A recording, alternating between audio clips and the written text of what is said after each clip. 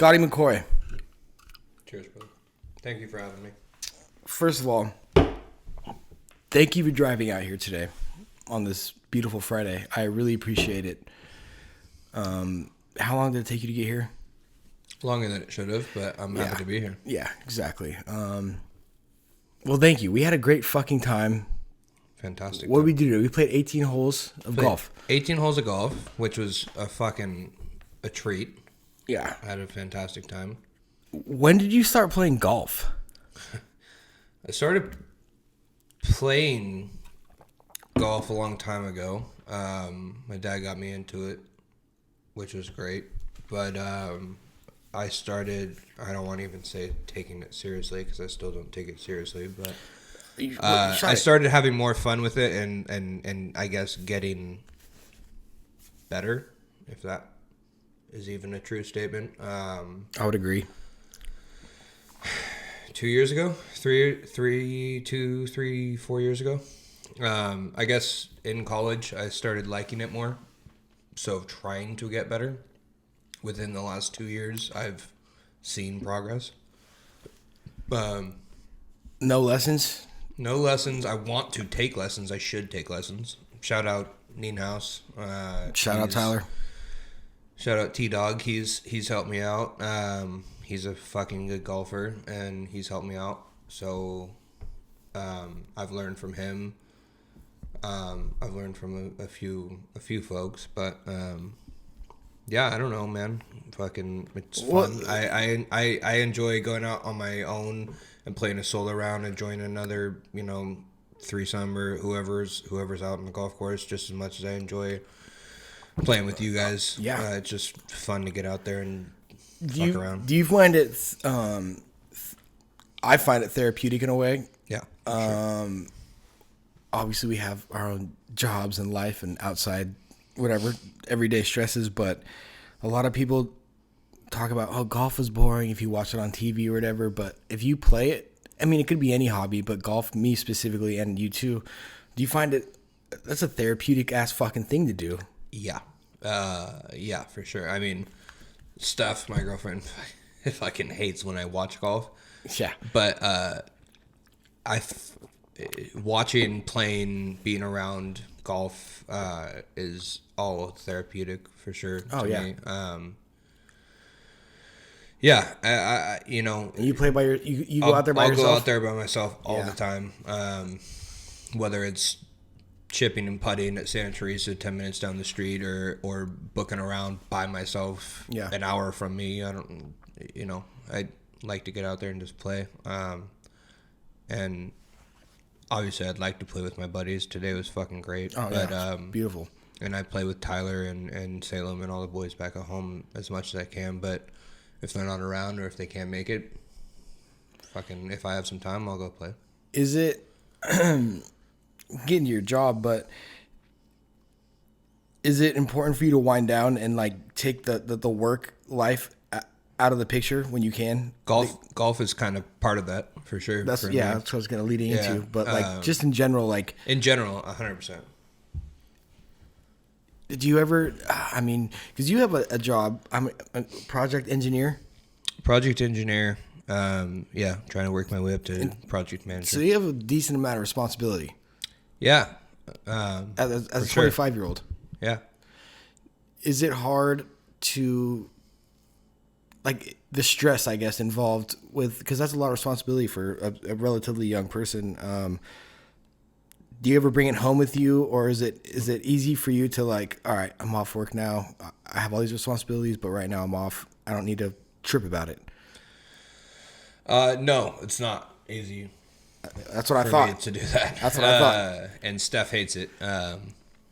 No, and I'll put a caveat to that, I guess. The project I'm on right now, fucking tough. Quite frankly, a shitty project. Yeah. And I wake up at like these past Wednesday and Thursday of this week. I woke up at 2:30 in the morning thinking about work, and I could not go back to sleep. And I rolled around in bed from 2:30 to 4 a.m. and then just said fuck it, got up, took a shower, and went to work at 4:45. And I just started working. And that's not typical. I actually really fucking like the company I work for. Yeah, It's for a sure. good company. And the projects previous to that were great. I actually enjoyed going to work. They were farther away from my house. They were in Alameda. Kind of a pain in the ass to get there, but going to work, working with the people I was working with on the project I was working for, it's good. It's great. I learned a fuck ton. It was all good. And so, I mean, we could talk about Chico stories later on, but in Chico, you went to school specifically for this kind of degree? Yeah. Construction management, project management type of shit? Yeah. I did. I don't think any type of schooling really prepares you for what That's what I was going to lead into. that brings in a real life scenario. Yeah. But you could probably say that about any profession. Yeah. You know, anyone that you talk to, construction management, like I did, music. I started as a music major. I didn't know that. What the fuck? And what I'm saying though is like anything you go to school for, yeah, you'll learn what's going on in that industry, how to navigate that industry, how to be what you want to be eventually, I guess, in a perfect world. But until you hit the real world, I don't think you really know what that's about. Were you prepared? No. That's what I think. I shouldn't say I wasn't prepared. I mean, don't get me wrong. Chico State, it's a party school. Are you serious? Sure. It's no a fucking party. way. It's a fucking party school. But I mean, I had a good time, and there was some applicable knowledge that I learned from school. Oh, yeah. That definitely translates to the real world. But there's so much more that I didn't learn in school that I applied to what I do every day now that is part of my life now. Well, I ask a lot of people this. A lot of people I've talked to are college graduates. Besides the fun extracurricular activities of partying and networking and meeting people, besides just having that piece of paper that you can show a job, is it worth it? Was it worth it? I'm starting to think as I get older it is worth it, but I don't know. I haven't gone through the whole 4-year thing, but dude, it's funny you say that. Yes, it's worth it. The reason I say that is because I fucking met so many friends, and I made so many different connections through college and through Chico. So yeah, it's worth it. But like, you want to know what's funny is like the company I work for now that is a very legit general contractor. yeah. That does close to $1 billion a year. Oh yeah. And that's small compared to a lot of general contractors. Is I never once got asked for my diploma. They Really? never once questioned or asked if I even graduated college. Shit. So I guess I could have applied for this job 6 years ago without a degree, Yeah. and Yeah. if I was good enough, which I wasn't 6 years ago, but if someone's good enough before college, then you might be able to just do that without a degree. I don't know how that works, but they never asked. Yeah. I mean, I told them I graduated. That was it. is this something that you can see yourself, because this is a solid gig and we don't have to just talk about your job. I just find it interesting and I find it intriguing that someone your age, same age as me, but having responsibility that like entails a lot, and because I've worked in the trades, but you're overseeing all trades. Does it I guess I kind of already asked you that, but like the stress involved of knowing that people are going to come to you. I've never been in a situation where people come to me. The only time people come to me now is like, can I get on your podcast? Yeah, of course. But I'm not overseeing a fucking $1 billion job site, and I'm responsible for a lot of shit. Yeah. No, I mean it's what I signed up for. I knew that coming out of the gates. And I wanted that, and I enjoy it. I have no.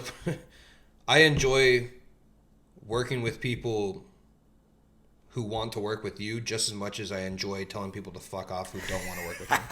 Like it's all Yeah. good. And if you want to go to war, we can go to war. I got Yeah, all fuck yeah. I got all the paperwork and all the documentation to tell you you're fucking wrong. But Yeah. I guess what I would say is, like, you working in the in one specific trade, me managing all the trades. I don't know everything that you know. Yeah. I don't know everything that an electrician knows. Yeah. And I'm not supposed to. Yeah. But that, like, I rely heavily on all my trades to know what they know. Mm-hmm. You are what we call the subject matter expert. Mm-hmm. You know how to wire a fucking light. Yeah. You know how to run HVAC. You know how to, whatever it is. But I can tell you how to route this conduit. I can tell you how to route this ductwork. Whatever that is. But if you know something better than I do, then fucking by all means, tell me I'm wrong. I'm just gonna tell you you're wrong when you're submitting a fucking change order to me and tell me I need to pay you because I know better than that. But it's you know what I'm saying. There's a give and take to that, but you got to be a little edgy, and being a younger guy, like you said, in the industry,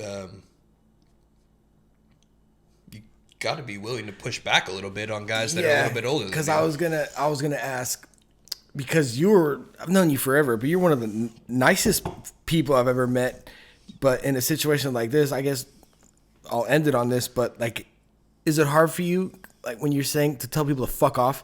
Is it hard for you to kind of, or is it just like, it's part of the job, dude? Like, fuck off. You got a problem? Fuck off, dude. I got paperwork. I've learned a lot from my coworkers.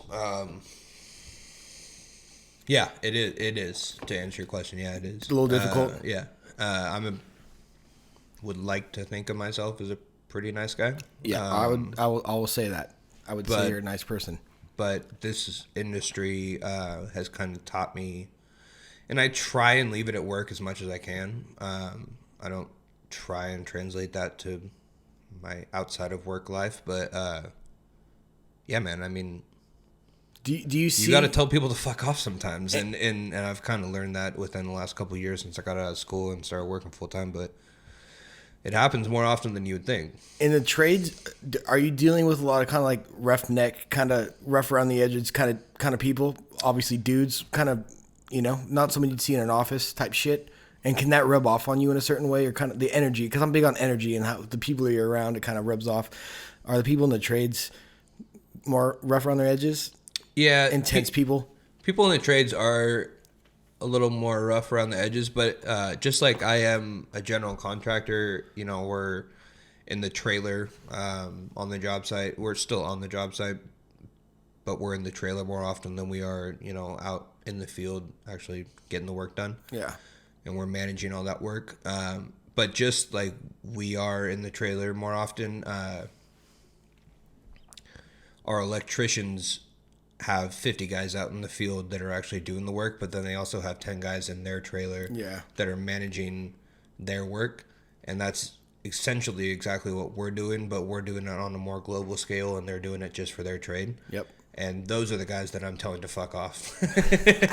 I'm not telling the field guys to fuck off. Yeah. And I work with all of them, and they understand where we're coming from, and I understand where they're coming from. But it's an easy balance, Every once in a while they'll come up with a cost, and I don't think it's worth it. But if it's a $5,000 cost rather than a $5 million cost, and it makes them happy, and it makes them work with us, and it makes my life easier down the road. Yep. Okay, I'll squeeze in $5,000 so that you don't submit another $100,000 change order down the road. Yeah. I'm probably getting more into semantics than I should be, but there's a give and a take. You got to figure out when, and I'm still for sure learning this, but you got to figure out when to give and when to take. And when to say fuck off and when to say okay. And you're not based out of, is it based out of San Jose, your company? Based out of Milpitas, so yeah. So, but you're living in San Jose. I guess to kind of turn the tide here, like, how do you feel about San Jose? because I ask everyone that comes on here that's still from Yeah. San Jose or still living in there. Like, I just want to get. I've been out of there for 4, maybe 5 years now.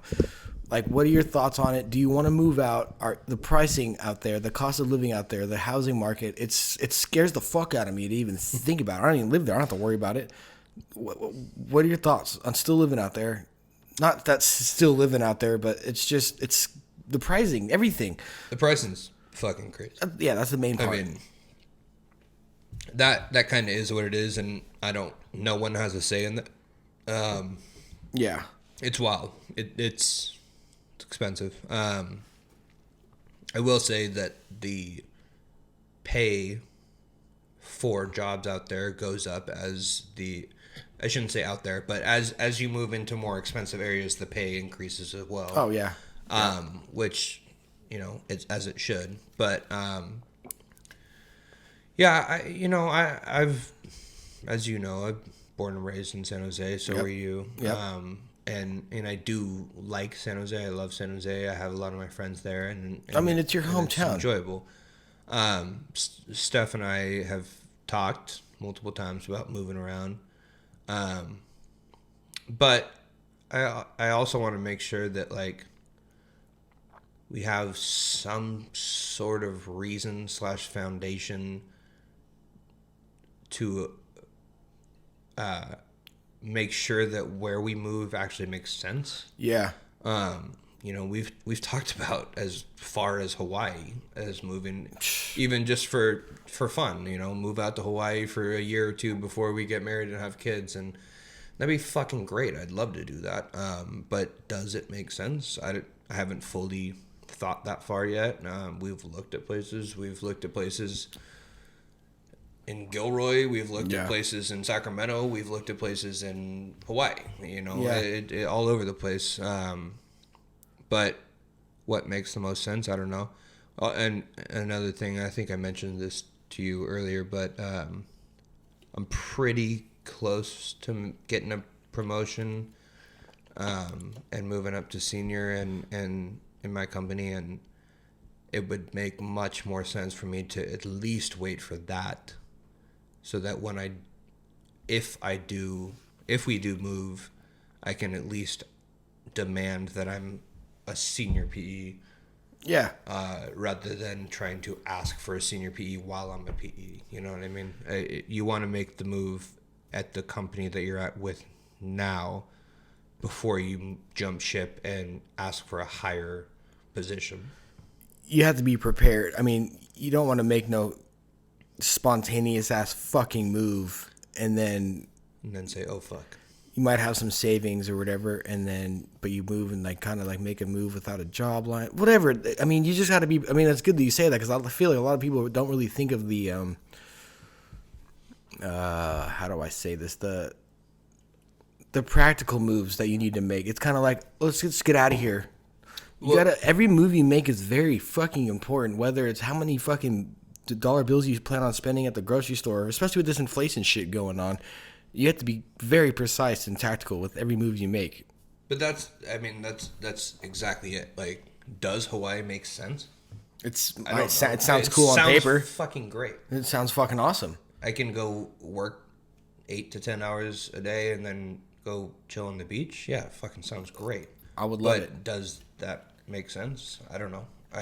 There's a lot more math to do. There's a lot more, logistics to run through. I don't know. It's a thought. Sure, it sounds fucking awesome. Do you think living in Chico, did that, as fucking wild as it is, and I will say any stories, I don't give a fuck, whatever the fuck, do you think that obviously fun times, but matured you in a way to really like, those are the party stages, because like, not just the party stages, but living on your own, like did that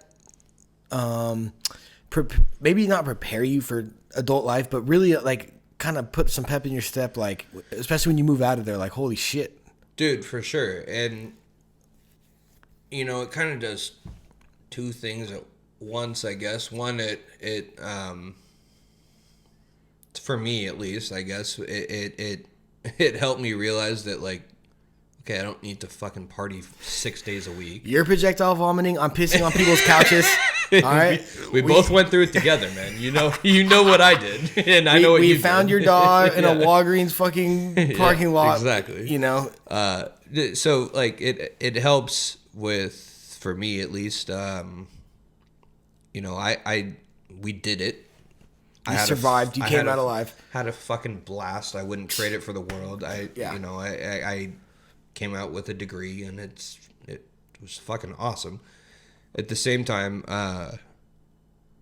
you know, it kind of humbles you a little bit, I guess. Because when I come back from Chico, not just straight out of college, but still now, like, and this sounds a little wild, but like my company specifically, and I'm sure a lot of other companies, not just in construction, like to fucking party and have a good time. Yeah. And if you can't hold your own, and you're one of those people that are fucking blacked out at the bar in front of a bunch of executives and like important people in your company, and you look like a fucking idiot, then you are the fucking idiot. Yeah. And I can tell you that Chico taught me not to be that fucking idiot. Yeah. I'm still able to hold my own, and have 5 beers and a fucking shot of whiskey and still hold a conversation with you. And that, as weird as that sounds, is kind of important. It sounds weird, but it sounds more important than weird when you get older, because I've seen a lot of fucking older people than we are, like 40s, 50s, get blacked out at fucking company occasions and act a fucking fool. And it's great. It's not cool to see, and it's cringy. I know we're still, 25 and a little younger, but like, you need to be able to hold your own at that occasion, and it's not always that. And it's funny because we don't talk about, it's obviously not a textbook, or it's not always published, or promoted. But being able to party, like going to Chico, taught me how to party, and partying isn't gonna get you $1 million and a wife and kids, but it knowing how to party, especially, I guess I was gonna ask you, like, I think our prime, I'll speak for myself, but maybe the prime days of partying kind of behind us in a way. Yeah.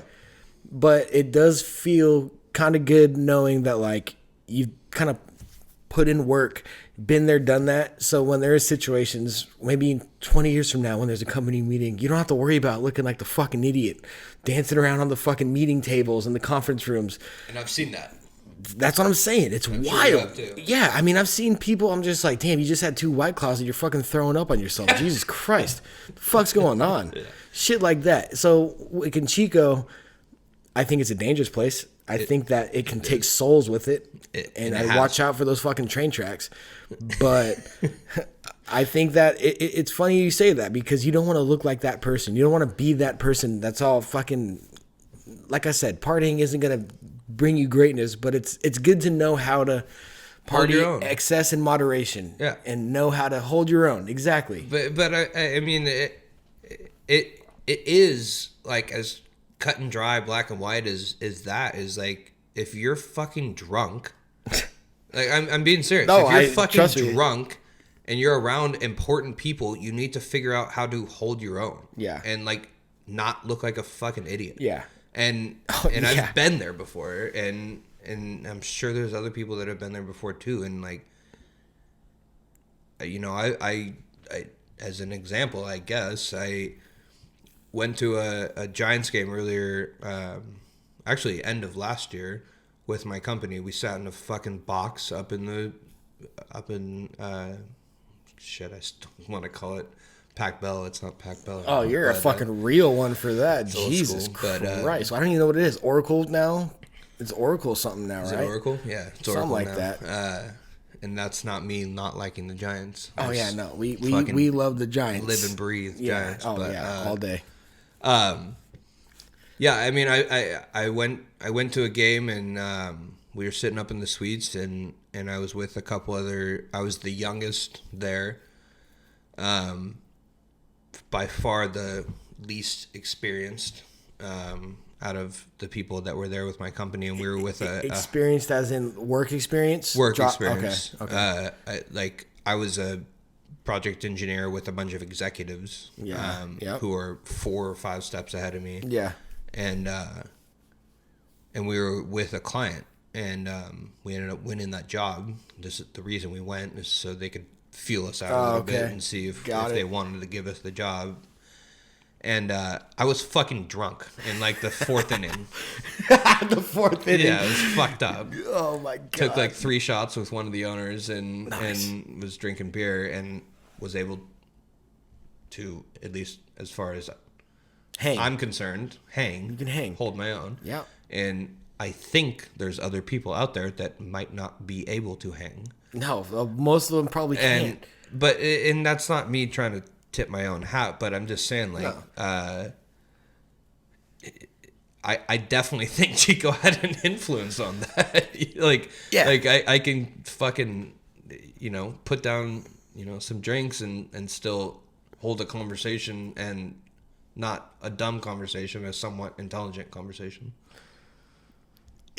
Like I said, it's not important, but in these situations, like right now, like I've had to learn on podcasts, like, don't get too fucked up.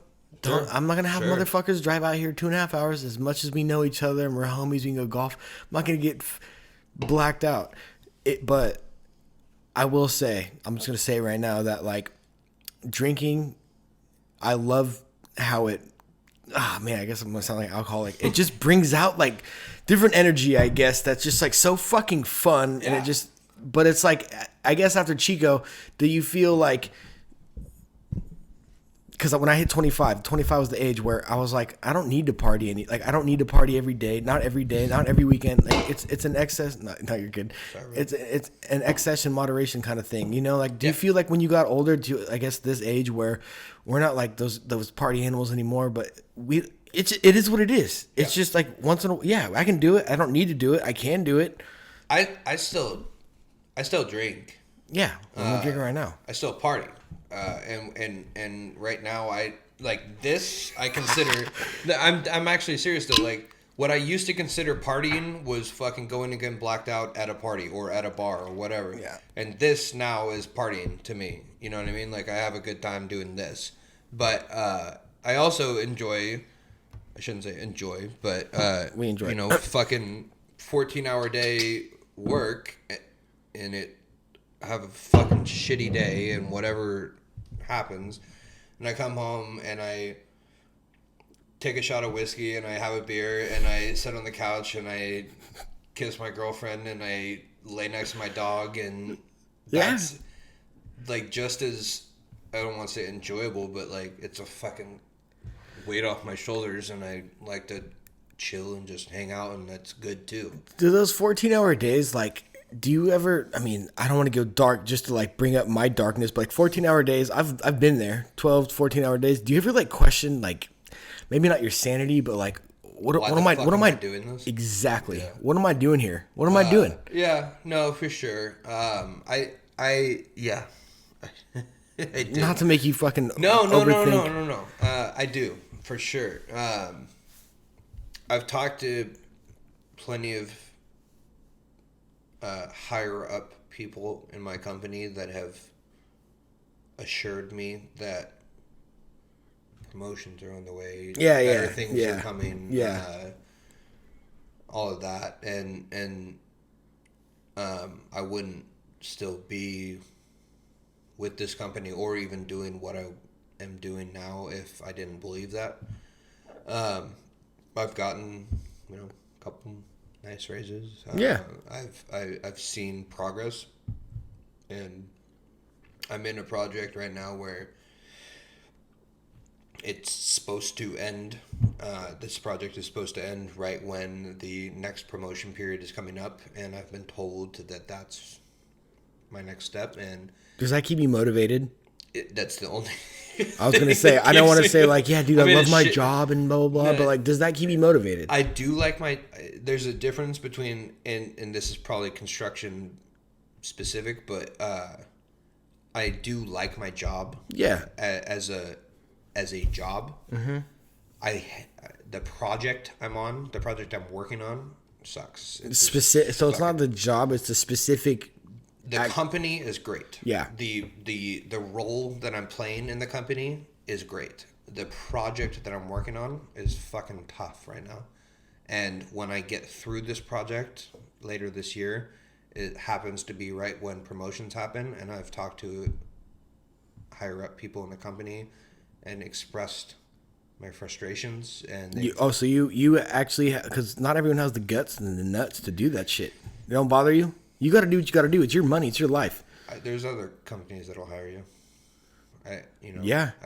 I'm not.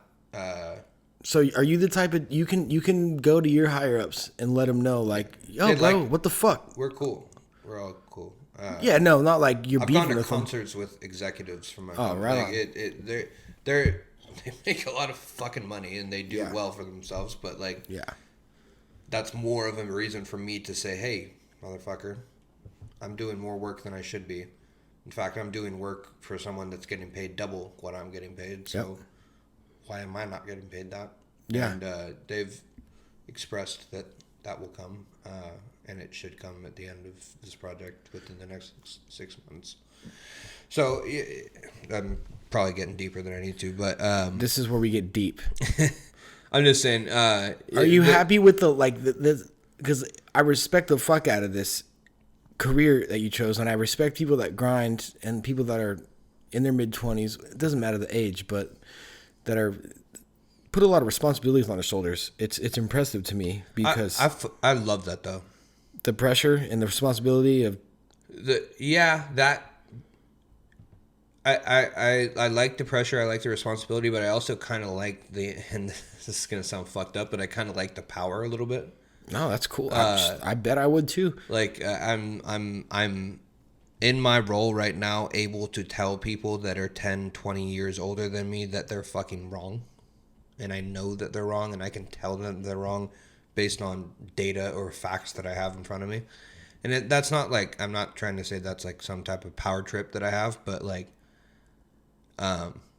that's part of my job. Yeah. And it's actually part of my job. And if I can make the company money, it reflects on my bonus, and people in my company see that, and it's not, my bonus is what it is. It's going to swing a couple $100 either way. It doesn't fucking matter. But what I'm saying is like, if you as someone from a different company that is trying to fucking undermine me or swing on me, I can tell you that you're wrong right away, and you can be 30, 40 years older than me, and you can be a seasoned vet in the industry, and I can tell you you're wrong right away, and everyone on my company, everyone that's older than me, everyone that respects me on my side will back me 100%. Yeah. So it kind of gives you a little bit of... Does the camaraderie, I guess it sounds like there's camaraderie. I go out and outside of work have drinks and hang out with my coworkers quite a bit, and they're good people. Good people. Does that? Oh yeah. All right. Fuck yes. Sorry. You're gonna have to. Oh, you savage. I think I had a. Oh, I left it up there. God damn it. My chaser. I cut you right off, Skeet. Sorry. No worries. I was just. Yeah. Boy. Oh, I feel like a fucking independent woman right now. I guess the camaraderie, does that make you, these aren't people you know since high school, like how we're talking about how it's hard to trust people, blah, blah, blah. Does it make your life, your everyday life easier knowing that there's camaraderie in your company and that you have people, I don't know shit, but like that you can rely on, people that you can go have drinks with, not just the drinking part, but no, just people you can trust. 100%. I got lucky with this company, honestly. I shouldn't say got lucky, but I interned for this company while I was in Chico. So you get internships, or you work for internships during the summer while you're still at school, and you get paid for it, which is nice. And I did a couple other internships with different companies, and it was all good. Mm-hmm. You know, I'm not shitting on any other company, But this company that I'm working for now, this general contractor, as an intern, as a fucking 19-year-old fucking asshole in Chico who just wanted to party but still took work seriously. Yeah. Everyone knew my name and came up and shook my hand and said, "Hey, Scott, how's it going? What do you want to learn in this 3 or 4 month internship?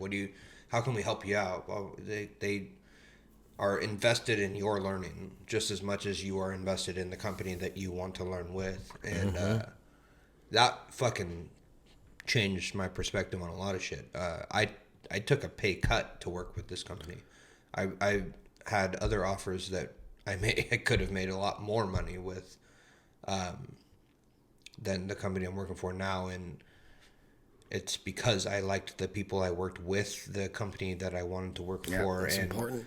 and at the end goal, which is 10, 15, 20 years from now, we're all going to make the same. Yeah. If, as long as we keep moving in the right direction. Do you do you feel like your life career, this is a job you can retire from, this is a career, is it panning out the way you want? Because I was talking to you earlier and I was telling you when you were golfing, I want to bring it up. Different dreams you've had as a younger chap, and I guess I'm talking about soccer. How do you feel? Do you ever think about those days? Because I was told by numerous people that you were a motherfucking goalie with a promising future, and we're not going to go down this, you got addicted to heroin and started selling his pussy and shit like that. But because I was like, I was a pitcher and I played baseball, and I thought I was going to go pro, but I look back on those days. I didn't get addicted to heroin, and I didn't start. So, oh my gosh! So I took that shot. Let's take another one. Looking back, do you ever think about those days of soccer? Because you got a full ride to Oregon State as a goalie for soccer, right? Yeah. Do these times ever cross your mind? Yeah. Yeah, for sure. You get sad? You just No, I don't. That's good. No, I shouldn't say I don't get sad. My sister graduated from University of Oregon. She played soccer there. So she kind of fucking lived that out for me. Yeah. And she's a badass. Yeah, I was going to say, that's badass. Awesome. But, I played, a couple pounds ago, but I Me too. I played high power soccer, and so did Salem. So did a lot of other people. I was lucky enough that my parents supported me quite a bit and were in the position where they could help out financially for sure too. And that's super lucky because a lot of other kids that I know growing up through soccer were super fucking talented, and their parents weren't able to help them out financially. That's sad. And that's the only reason that they didn't go farther than they did. That's a sad situation. Yeah, it's fucked up. I shouldn't say fucked up. It happens all the time, but it's unfortunate. It's unfortunate, correct. But yeah, dude, I get a little bummed out about that, but not like a what could have been or what if. But it's not that though. Exactly. Yeah. It's like dude, if I was a fucking soccer player at at Oregon State, it would have been awesome. It would have been fucking cool. But I also look at like just as basic as when we were at Chico, looking at the basketball players there. I knew one or two of them, and their life was consumed with basketball. That's a good fucking point. They had nothing. They actually couldn't do anything else. Like the teams would not let them go party or let them do anything else besides don't have a study. girlfriend. You couldn't do anything else besides study and play your sport. Because maybe that would have been you, and you would have fucking ended up hating soccer. Or I wouldn't have fucking hung out with you ever. Or I wouldn't might have just met Ben and Reed. Or I wouldn't have fucking met anyone. Could have been a fucking doucher, dude. Who knows? Maybe. You know what I mean? It prohibits... for anyone listening, do sports. Play sports. Don't not play sports. If you have kids, put your kids in sports too. My kids will play sports, I can tell you that. Me too. But I'm just saying, the position I was at, there's a position, or there's a situation where like I got lucky enough to try out for the national team for soccer when I was younger. So it was the U16 national team, and I made it once out of 3 tryouts, and then I got cut the first week. And it's fucking flattering to even be Oh yeah. offered that position. Fuck yeah, dude. But what I'm saying is, like, you have to be the best of the best of the best of the best to even get there, to make that team. Mm-hmm. And if you're not, then you go back to your club team that you were playing at before. And I'm, you know me, I'm fucking, as I'd like to be a pretty nice, humble guy, but I'm pretty fucking competitive too. And Dude, you guys just smoked. You just smoked me in golf today. I did not know you But were nice like that. I Sorry, don't. I'll just say that. Fuck off. I don't like to not be good at shit. Oh yeah. This is what I'm saying. And have you always been that way? Yeah. Competitive. Yeah. That's that's always. yeah. No, I'm the same way, but that's cool. And when I kind of learned, this was before any college or Oregon State or anything like that, that I wasn't going to be that guy. Yeah.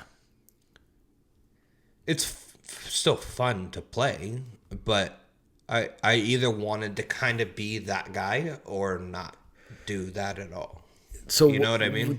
Which do is selfish, but also like that was kind of my mentality. you even like can you even like think about what you were thinking at that time, knowing that like you have a full ride, and like because I'm the same way, not nearly as like as many opportunities as in like college is looking at me, but like I just found partying, smoking weed, and like talking to chicks and like skateboarding, and looking back, I'm like, dude, that was so not important. What the fuck? Well, I like it kind of goes back to being that guy or not. Like, I could either be the best fucking soccer player on the Oregon State team and end up going to the MLS or going to play in Europe or whatever the fuck Yeah. it Oh yeah. was. Yeah. Or, and I knew that I wasn't going to be that guy, just based on the national team tryouts and how everything else went. Or, I always had a background in construction. My dad was in it. I was lucky enough to get that background from my dad. Mm-hmm. I knew that that was a backdrop. I had music that I could do too. Yeah. And I enjoy music. But there was other things that I could do, which I was lucky to say. And if I wasn't gonna be that guy, then why not be that guy in construction or Yeah. that guy in music Yeah. or that guy in whatever else that I wanted to do? And if there was another opportunity to be, one of the best or very good at what I wanted to do, then let's focus that on construction, or let's focus that on music, or whatever the fuck. Do you think you it sounds like, have you been putting pressure on yourself your whole life, basically? I have to, not that I have to be the best, No, that's a good question. but like, dude, like, come on, man, I have No. potential. Let's not fuck this up. If I'm not going to be on Oregon State, let me just be the man on this fucking project and whatever project engineer. Maybe I'll learn these. Let me just be a badass drummer, whatever the fucking case may be. Do you put pressure on yourself? Have you? Is that a history of your mentality? Yeah, for sure. Yeah, for sure. I work this week. 14 hours is that's a long time. No, but like this week I'll come home and I'll work. I fucking wake up thinking about work because I'm worried about it, and it's more specific because this project that I'm on is fucking sucks. But I wake up thinking about work. Okay, can't go back to sleep. Okay, let's go to work. Work for 12, 14 hours. Come home. Have a shot of whiskey. Have a beer. Eat dinner. Oh, I got nothing else to do. Okay, let's work for another hour or two and just get shit done because I have more shit to do. And that kind of feeds into. It's not the fact that I want to be the best, and construction's a little bit different than that, than it would be for soccer. Yeah. There's also a happy medium there. Like, you don't want to be the kiss ass. You don't want to be the fucking guy that No. oh, I do everything. I work harder than everyone else. That's not the guy you want to If be. you had that attitude, I would introduce you to the front door and I'd cancel this fucking podcast. And I think you know that I'm not that guy. No, not at all. Not at all. But what I'm saying though is, Tell me when. Oh, more? no. Okay. It's not necessarily like I need to be the best, but I need to be the best at my position. High expectations for yourself. And if I can be the best at my position, then I move up to the next one. Do you think... Which should happen. Do you think this... I've thought about this just on my personal level, my life, baseball, whatever. Do you think you ever have any feelings like you disappointed your parents in a way? Not that they think you're a piece of shit or anything, but like not going the soccer route. Like I didn't go to Oregon State. Like, do you think your parent like, oh man, I feel bad for my parents because I think about shit like that. I'm not a bad kid or anything, but I don't know. I think like maybe if I wasn't smoking weed and it took years for my dad to get over that. Really? Yeah. Not to get too deep, but did that affect you at all mentally? Kind of just like, oh man, fuck, man, I don't want to be a piece of shit. A little bit. I mean, I took it pretty lightly as I could, but I mean, my dad played soccer at Cal Poly. Oh, I know that. Cool. Fuck yeah. And played pretty high level too, and he knows what the fuck he's doing, and it's very cliche that I'm basically following in his footsteps. I wouldn't say it's cliche though. I think it's just that's what it is. Yeah, it's kind of cool. But yeah, appreciate that. But yeah, he was fucking bummed.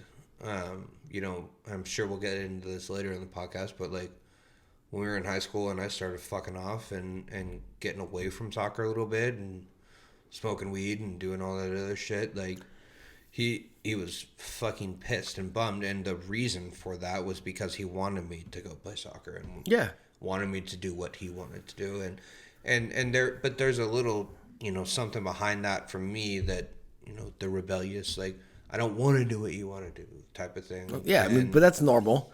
It's any kid. That's right? any 16, 15, whatever the fuck year old. But look where I'm at. I'm doing what he wanted.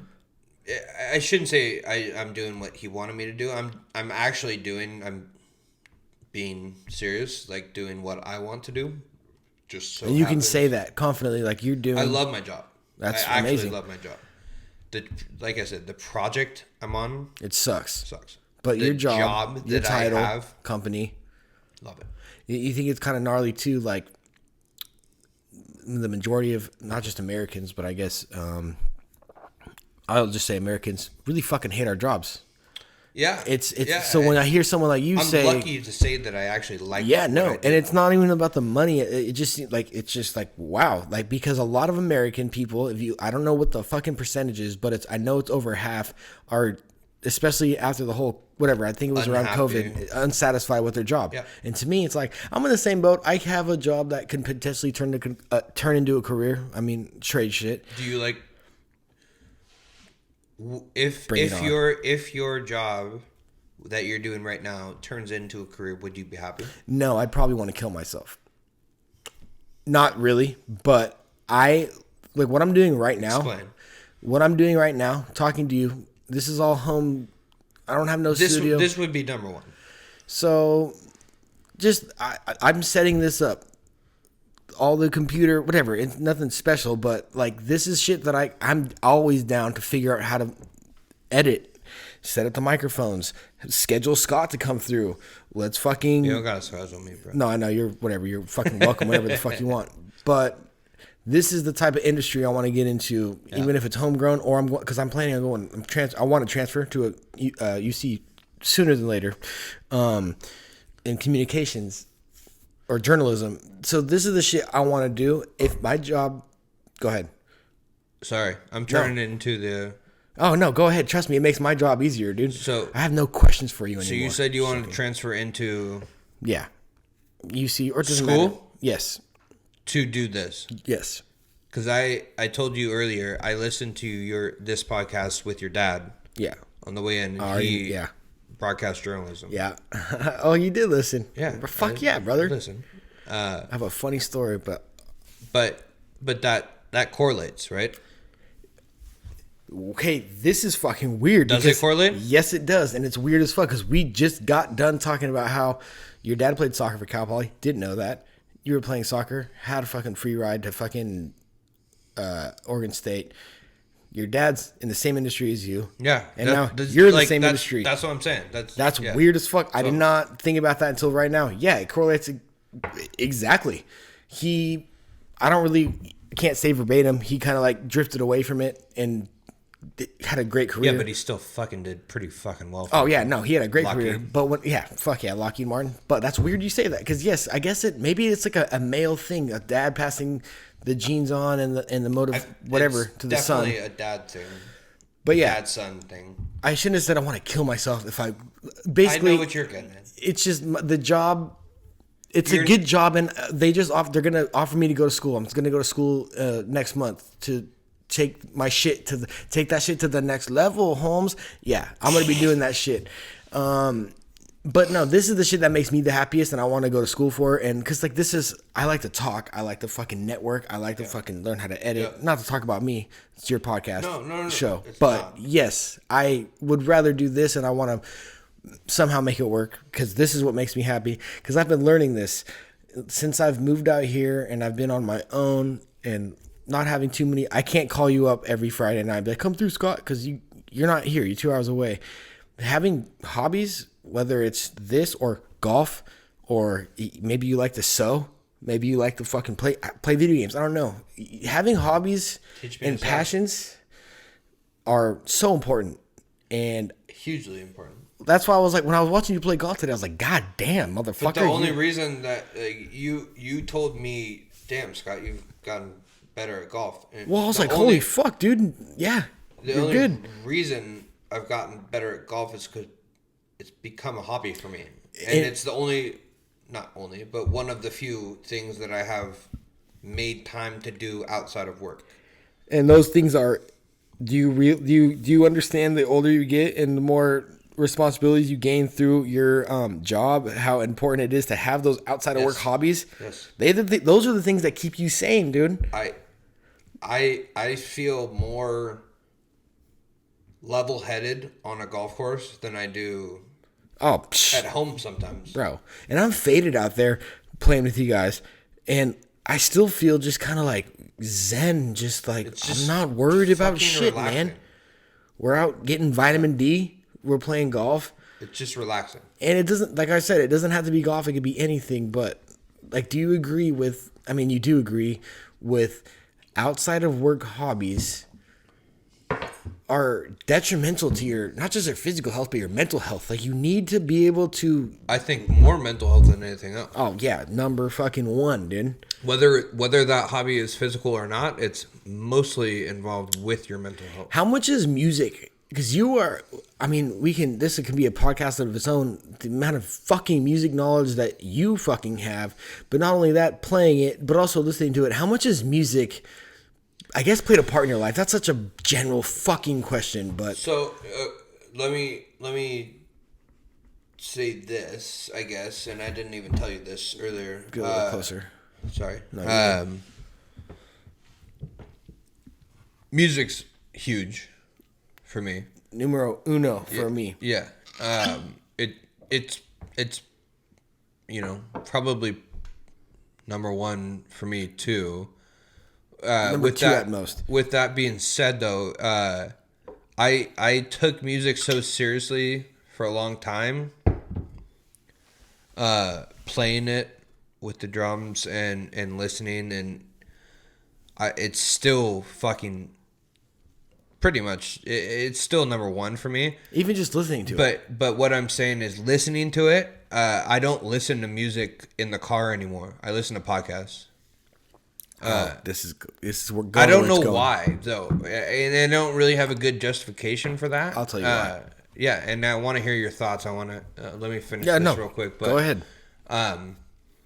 I when I'm home, and I have a drink in me and I'm fucking vibing out and I'm chilling, I'm blasting Foo Fighters on the fucking TV. I'm fucking having a great time. I'm listening to Alice in Chains. I'm fucking running around the house. I'm getting chills fucking talking about like that is my zen. I love music. I love music. I would like to say just as much as you. But yeah, oh yeah, dude. And of course, totally. And we both play music, and that's fucking awesome. And that's what I want to continue in my life.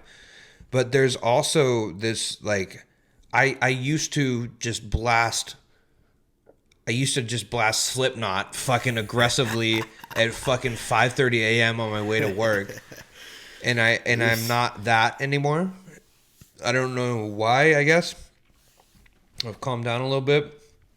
I listen to podcasts in the car only, really. I really don't listen to music on the way to work. On the way up here, I listen to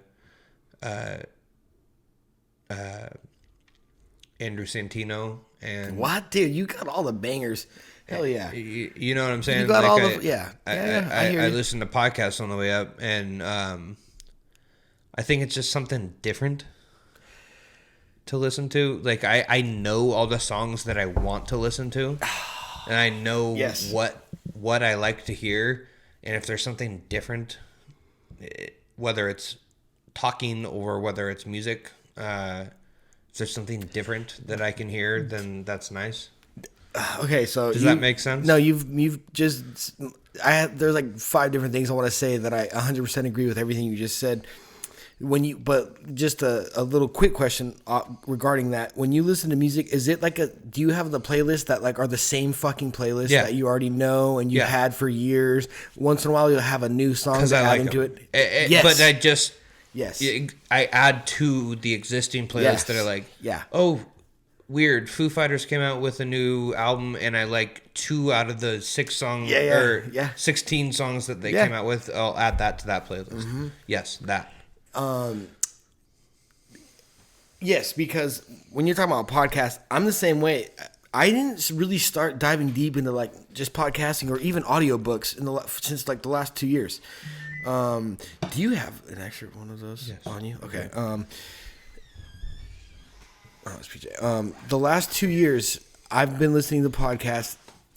I'm a music fucking freak, but I have to listen to podcasts because not only is it different, but I feel like I'm gonna maybe learn something from it, or I'm going to. It's like I can listen to the same Alice in Chains records, or I can listen to the same Cool G rap or whatever, and it makes me feel good. You know every lyric of that Alice in Chains song. I've heard it so many times, I'll never stop listening to it, but why not listen to a fucking podcast right now where I can hear someone's opinions, maybe get some knowledge, and it's... Bro, I listen to Theo Von sometimes. Oh, see, dude, you're just name dropping the fucking But I'm just saying, like, look, Theo Von's fucking awesome. He's hilarious.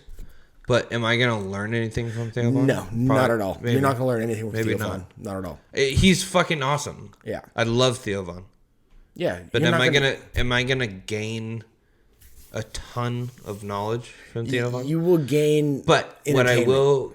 Exactly. It'll make you feel happy. And it won't be the same Alice in Chains song that I've listened to 5 billion times. Exactly. And I love Alice in Chains. Yeah. And I will listen to that same song 5 billion times, but it's something different. And you need, and I still enjoy it. Yeah. Oh yeah, and you also just need, when you listen to like a podcast, when I go on a 3-hour car drive now or car ride, I really don't plan on listening to just a shuffle of 1,000 song playlist. Let me just listen to it, because people have been like, some people be like, "Oh, what's up? You're like the next like Joe Rogan," or like, not joking around, obviously, but it's like, or like talking about, like, mention different podcasts. Like, I listen to that because like a lot of the times, if I'm not just being entertained, maybe one of them is just entertaining. But other podcasts, like, I'm learning shit, dude. Yeah, I don't have time to read a book. I'm learning shit. I didn't know that. Exactly. I didn't know that about what's going on here. Like, this person wrote this book. I'm like, whoa, what? It sparks your fucking mind, dude. Music will spark your brain and make you feel a certain way your entire life. And music is a super important fucking thing. But when you listen to, whether it's a scientist, a UFC fighter, a fucking doctor, a fucking guitar player, an ex-heroin addict, like, I don't know. It's just like, let me just hear your point of view on shit. I find it interesting. And you could find one point from one of those 5 million people that someone talked to, and it just resonates with you. Exactly. It doesn't. You could fucking have no idea who this person is. You could have no idea what the podcast is. Yeah. But it makes sense to you. Yes. And that's really all that matters. It's really all that matters. Like, I get it. It's a lot of people want to listen to interviews with famous people, and everyone's so sucked into like the, oh my God, Will Smith like slapped Chris Rock and Jada Pinkett. It's like, I don't give a fuck about those Hollywood fucking people. Like, a big part, one of the biggest influences I have is this YouTube channel called Soft White Underbelly. What's that? It's this dude named Mark Leda. He's a photographer for Apple. He was a photographer for Apple back in the day, made a lot of money, but now he's based out of Skid Row, and he interviews all walks of life on Skid Row. No shit. So I don't always want to hear what fucking Kim Kardashian, whoever the fuck, these famous people, I don't give a fuck what you have to say. But he interviews gang members, pimps, crackheads. He goes to walking down Skid Row.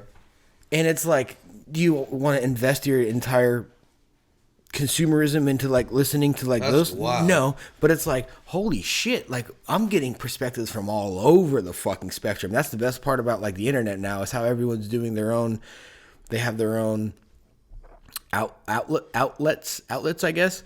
But I'm really happy that you listen to podcasts like me, because it's like a whole new perspective of, you can listen to like 6 different podcasts. I can listen to my own 6 different podcasts, and we're all just learning shit. Yeah, for sure. That's why I like listening to Your Mom's House. Tom Segura. And I'm not plugging any other fucking podcasts on this place, but I have the best one. Yeah, he does. He does. But what I'm saying though is like they play videos on that podcast. Tom Segura's fucking famous. Oh yeah, and he's funny. But like, if you really look up like his, I don't even say net worth, but like what he's doing, he's fucking famous. Like he's really big. Yes, he is. And his wife is a comedian too, and she's doing really well. Yeah. And they got it figured out, whatever the fuck they're doing. Yes. And he has so many. He has his own perspective on whatever the fuck you want, just like you do, just like I do. Mm-hmm. But he plays all these crazy, vulgar, violent, fucking insane videos on his podcast just to get your reaction out of it and my reaction out of it and whoever the fuck's reaction out of it. Mm-hmm. And it works because I watched that video on the way to work at 5:30 a.m. and I really don't want to go to work. You want to, yeah. And then I see that, and I see someone fucking getting chopped in half by a chainsaw, or whatever the fuck he's playing. Yeah. Like it's fucking vulgar. It's really gnarly. Yeah. Like some of the shit he plays, and there's some sort of comedic value to it. I don't know how he adds it. I can't even explain it, but like he does well with it, and I think you can do that too. And I think there's a lot of people that people can. I gain perspective from that. That's what I was getting at. Is what I'm getting at. That's what I want. Yeah. Yes. And he has such a big platform outside of podcasting that is important. Mm-hmm. And I think that other people can look at that and replicate it in their own way. Mm-hmm. And it that's, I guess, what I'm getting at is that's why I kind of gravitate towards that, if that makes sense. But it makes total sense. But stimulates your mind in a different way than music stimulates. I can listen to the fucking first Pink Floyd album in my room right now. I can listen to the first Black Sabbath album in my room right now. That's gonna stimulate my mind, and I'll be like, "Whoa, man! Like this But music it stimulates your mind in the same way that you heard it the first time, exactly." And which was 15 years ago. even though the album's been out for like 50 years, 15 yeah. years ago when I first listened to it, We're like, young, Oscar. yeah, oh yeah, I feel like I'm old. But isn't it crazy? It's cool though how there's like the news, the Fox, CNN, the mainstream, the TV shit, and it's like no, I don't want nothing to do with that. Why not listen to a 3 hour of just freeform conversation like we're doing right now? And it's just like beautiful to me. I don't care what the fuck you guys have to say. I don't want to know what the news has to say. Bingo. Bingo. Sorry. It's fucked up what's going on in Ukraine. It's fucked up what's going on everywhere. But I want to see something funny. I want to fucking have a light heart. I want to Yes. laugh. Yes. I want to joke around. This is Watching CNN and Fox. It's not fun. It's not fun. It's pointing fingers. It's not- CNN points fingers. It's not Fox News points fun. fingers. And it's not supposed to be fun. I get it. It's not supposed to be fun. It's news. If there's a way to make it funny, then let's make it funny. And that's kind of what some people are doing.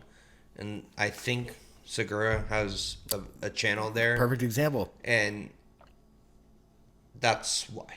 And I'm not. I'm sorry. No. I'm not promoting other podcasts on this place. But Why are you doing that, dude? yeah, it's kind of fucked up. Fuck, what's your fucking problem, dude?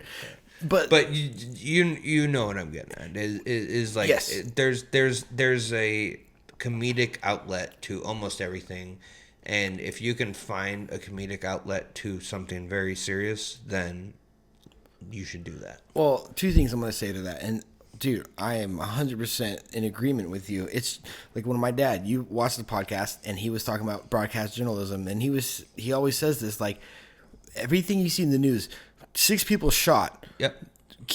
Girl gets raped. Mass murder. Arsonist sets fire, then goes to Macy's and just tries to distract everyone. Shit like that. AKA my house. Dude, your house almost caught on fucking fire. Like, that's so... and I've been a world star hip-hop. all negative. I've been a world star hip-hop fan forever. And I that's love World Star, but it's but all it's so negative. fucked up. And it's like... It's crazy. It took me 25 years to realize, like... Dude, this shit... Like, I've been consuming so much negative shit with millions of other people in this world for so long now. Why are we... What sells? What sells in the mainstream media? Death. Sex, death, drugs, overdoses, celebrities slapped on the Oscars. But I think that's relatively new, though. In a relative term, because our parents didn't see that. Not And what our it is parents now. were old enough to know what the internet is. Yeah. They know what the internet is, and Yeah. they didn't see that on the internet. No. They didn't. No. They didn't. And we're seeing, like You could see anything. I could look up right now, if I just typed into fucking Google, someone dying, and I could see that. 3 different angles of a fucking gunshot. Exactly. And but you couldn't see that maybe even 10 years ago. Yeah, no. That's the shift that's going on now. And this, I've been big on, I'll just put it like this. I don't watch porn anymore. Good for you. And why? I think not just porn, but negative shit in the news, it's so bad for your brain, and especially for, we're young enough, but we're also older than the kids, because like kids these days are like 7, 8, 9 iPhones in their hands. They have access to fucking girl getting titty fucked behind Home Depot, guy getting shot in the fucking face. And it's like, oh my God, like this is so bad for our brains. Yeah. Like, where are we going? Think about when we were 10. When I was 10, I was playing Grand Theft Auto Vice City, but I was like fucking board sliding in my front yard. You were kickflipping a hoagie. I was kickflipping hoagie. I was going to Lone Hill Park. I was fucking doing whatever the fuck. And along with you too, we didn't have we weren't on like the whole TikTok thing and all this shit. I'm like, No, what there are we? was no Instagram. No Instagram. Like, I feel like a fucking old guy. I get it. But, like, that's back to my parents where they're like, there was no internet. Yeah, I get there was no internet. Now we're here. There was internet. There is internet. But, like, what am I supposed to tell my kid? Like, what are they going to have that I don't now? Fuck. Do you know what I'm saying? I think about it every day, and Like, it makes me sad. What the fuck are our kids going to have that we don't have now that In 5 years, 10 years, fucking 15 years. change everything? Are they going to be watching that murder in 3D and a fucking A VR, goggles? a little, VR goggles. Like, whoa, Like, that dude just got shot in the face. That's fucking terrifying. This chick's getting plowed by the football team. Like, what are we doing? Why are we watching this shit? This shit is so bad for your fucking brain. And I think that, I don't know. I don't have a ton of room to stand in because, like, my Steph always gets fucking mad at me. Like, you come home and you eat dinner with me and we hang out and then you just sit on your phone. It's like, yeah, you're right.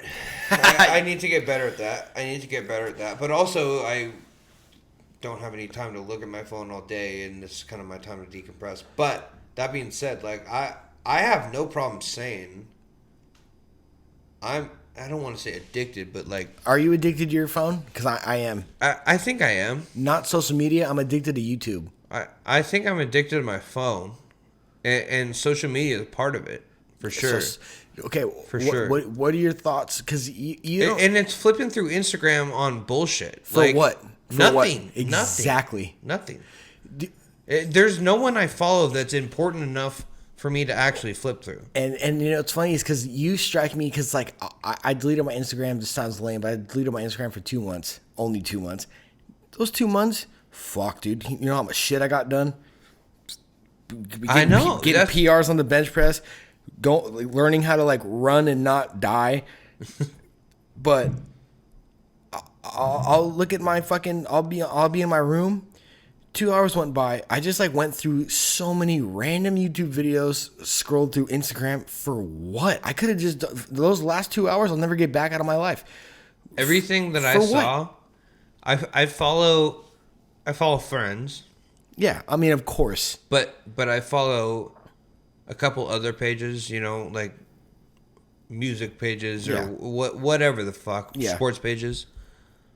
And if I were to spend 1 hour on Instagram, I'll bet you there's 2 posts that actually like mean something to me. Mm-hmm. So I wasted an hour on 2 posts. And the thing that the way I look at it is, it's not going to get better. Not it's for gonna me get and worse. You. Exactly. No, it's not getting better. It's not going to get. It's just no way it's going to get better. More ads coming. There's more. Oh my God. There's more PR. There's everything coming. Everyone needs money for something now. Everything's gonna get publicized. Everything needs money. You're not gonna get anything for free. Yeah. Yes. And I just did a podcast with my boy Abraham. Great motherfucker. And he kind of shout out Abraham fucking Robles. And this kind of has to go with the music. But we were talking. I'm such a hater on music. The current music, new rappers. Abe's beats are dope. Abraham. I actually follow. I obviously I follow Abe, but I actually listen to Abe's beats when he drops them on Instagram, and great. They're actually producer. They're actually pretty producer, pretty brilliant. But he was telling me. I mean, it kind of correlates. But he was telling me how, like, because I hate on. It's not just the conversation we had was about music, the new music. Like, I'm an avid hip hop head. I love hip hop, but I guess this is just the music part of it. Like the new music that's coming out. Yeah, the new music that's coming out. I'm starting to feel old, dude, because I'm like I don't know what's going on anymore. Like, you know me, and you have a fucking amazing taste of music yourself. You were up there with me with the same amount of knowledge, but it's like where are we going with? And I'm trying, because I brought up Abraham because he made sure to like let me know it's my opinion, and I agree completely. It is my opinion to hate on shit. Not everyone has to agree with me, But I guess what I'm saying is, as an avid, I'm a nerd when it comes to music, but it's like the way things are going, how everyone has access to a computer, a phone, they can produce whatever they want. It's like Everyone thinks they're a producer. everyone thinks they're a producer. Everyone wants to be a rapper. Everyone thinks they're an influencer. Like these influencers, it's like, what are you influencing? Well, you're not. You're influencing me to want to fucking blast myself. All right. Like what are we doing here? Like if I have kids, I want to have kids so bad. I don't want them to look up to YouTubers. Yeah. Or if you want to look up to a podcast, like if a kid like my kid, I had a kid who like watched Tom Segura or Joe Rogan or Tim Dillon. That's dope to me. Tim Dillon, good shit. See, dude, you know all the shit. But just the way it's going, where kids can be borderline fucking retarded, and they're 20 million followers on Instagram for what? They did a dance. Yeah, and I'm trying my best to like not come off as like that old grumpy get off my No, lawn. but that's it's like, that's where we're at, Skeet. Like I'm being serious. Like, do we accept it? Do we fight against it, or we're just like whatever? What are we gonna do? We ain't gonna do shit. I can make this podcast and I'm talk not shit gonna about argue him. about it. I'm not gonna argue about it. But I don't care. I don't. yeah, I shouldn't say I don't care. I do care. It's fucking bad. it's bad. A lot of it's negative. It's bad. But who the fuck am I to go look at some 14-year-old girl in Wisconsin and tell her that she can't do a fucking TikTok dance to some I think fucking loser ass song Yeah. that has no traction and has a terrible beat and the production's dog shit. And Who am I to say that? It's funny because I see polls on YouTube where it's like, I don't even know. I don't follow these pages. They're just like random polls that show up, and it's like top 5 rappers. Like pick your whatever, and it's like Juice World. Dude, I just heard Someone, and I like just Big saw- L, and Big L is always like the least percentage of people that voted for him. I'm like, oh, I'm getting old, dude. I just saw getting old. saw something on Twitter, and I shouldn't even have a Twitter anymore. I'm too old for that. Get rid of it. But I just saw something on Twitter. Dat Piff, do you remember that old? Oh my god. Yeah, they just posted something saying who's the most influential Bay Area rapper. Don't tell me they said G-Eazy. Hey, Dat Piff, calling you out. Not happy about this. What'd they say? Actually, I shouldn't say that. Someone responded to your fucking tweet, and I'm not happy about their response. It was like a poll of who's the most influential Bay Area rapper. Yeah, we already know who it is, but And no, of like this time, or not necessarily this time, but they had a bunch of faces up there with names under. oh, it. okay. And it went from like P-Lo to all the way down to Mac Dre, but E40 wasn't on it. Oh my god. And the names that were on it, I gotta shorten this up, but what I'm saying is, the names that were on it went basically from like as famous that Max Dre himself was on the list to P-Lo, but there was no one in between. There was so many fucking names in between that I have never fucking heard of in my life. I have no idea who the fuck they're talking about. I live in the Bay Area, and I have no idea who they're Mac talking Dre is the king. about. And I looked at the comments, and I shouldn't have looked at the comments. And everyone's saying these fucking stupid ass names that I don't even know who they're talking about. And I think I saw 1 or 2 people say Mac Dre out of like 1,000 comments, and I'm like, do you guys know who you're talking about? Like, I know I was the Mac Dre guy when I was young. Like, Mac Dre is my boy. That's my guy, and I will stand by Mac Dre the rest of my life. Of course. You can't. P-Lo's dope, honestly. I have no problem with P-Lo, but Not as dope with Mac Dre. You cannot say that P-Lo... He's not on the same. He You shouldn't be in the cannot same say that conversation. P-Lo is here and Mac Dre is here. He shouldn't even be in the same conversation. It should be here. That's not the same. There's rappers at like all. Spice One. Yes. Yes. No one's gonna talk about Spice One. They're gonna talk about P-Lo though and G-Eazy. Like, and I try my best not to come off as that old grumpy old dude, like the 25-year-old I'm old not man. that guy. I'm not that guy. But don't put on my feed that P-Lo's better than Mac Dre. That's not how that works. When you see these polls, because to me they do, and I'm learning so like I'm very trying to be very good at teaching myself to not let it alter my mood. But when you see that shit, does it? Okay, that's what I was asking. Does it bother you to see? We can talk about the news, obviously, and the fucking this and that. That might bother me more than the news. Right, dude? That might bother me more than the news. Yeah. It's not. It's a cultural thing. Yes, it is. And Pilo has done great for himself, and good for you, Pilo, dude. I'm fucking stoked for you. I've met you before. You're a fucking stud, and I hope you fucking keep doing what you're doing. Mac Dre, and I think you would say this too, Pilo, is here. Yes, he is. That's Mac Dre. He's the top of the top. And that's the roof, so everyone else is down here. Yeah. And it doesn't really matter who you are. Everyone else is down here. And I agree 100%. Everyone else should know that. Yeah, that's the thing. My thing is like me and you know, and I never met Mac Dre personally. That fool died when I was in first grade. But we know that, like, come on, man. Like, come on. I grew up doing drugs because of Mac Dre. Thank you. Yes. No, I'm just saying. Yes. It's true. It's. But like I was saying, like I polls like, who's the best rapper? Blah blah blah. Like Juice WRLD, some, and then like Big L and like Eminem, and it's like Big L is like maybe 2%. I'm like, holy fuck, dude. Because they don't know who he was. Exactly. It's fucked up that he didn't live long enough for him to have a lasting impact. But yeah, if you've ever heard Big L, and you would change your mind, you would know what you're talking about. Yeah. And what's funny too is, and we've talked about this, Jay-Z is a big influence on me. Love Jay-Z. Jay's huge. I'm a rock guy. We're both rock guys. Yeah. But Jay is a huge influence on me. And Big L still holds a candle above Jay-Z, and he rapped 20 years less than Jay-Z.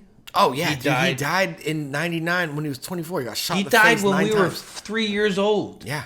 And I know that he's a better rapper than Jay-Z. Yeah. Sorry. No, you're good. I gotta pee. Oh no, you're good. It's starting, but all I'm gonna say is, Say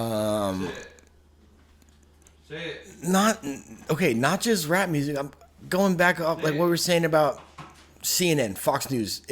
A lot of it is so. That's what I was saying about my dad was going to school.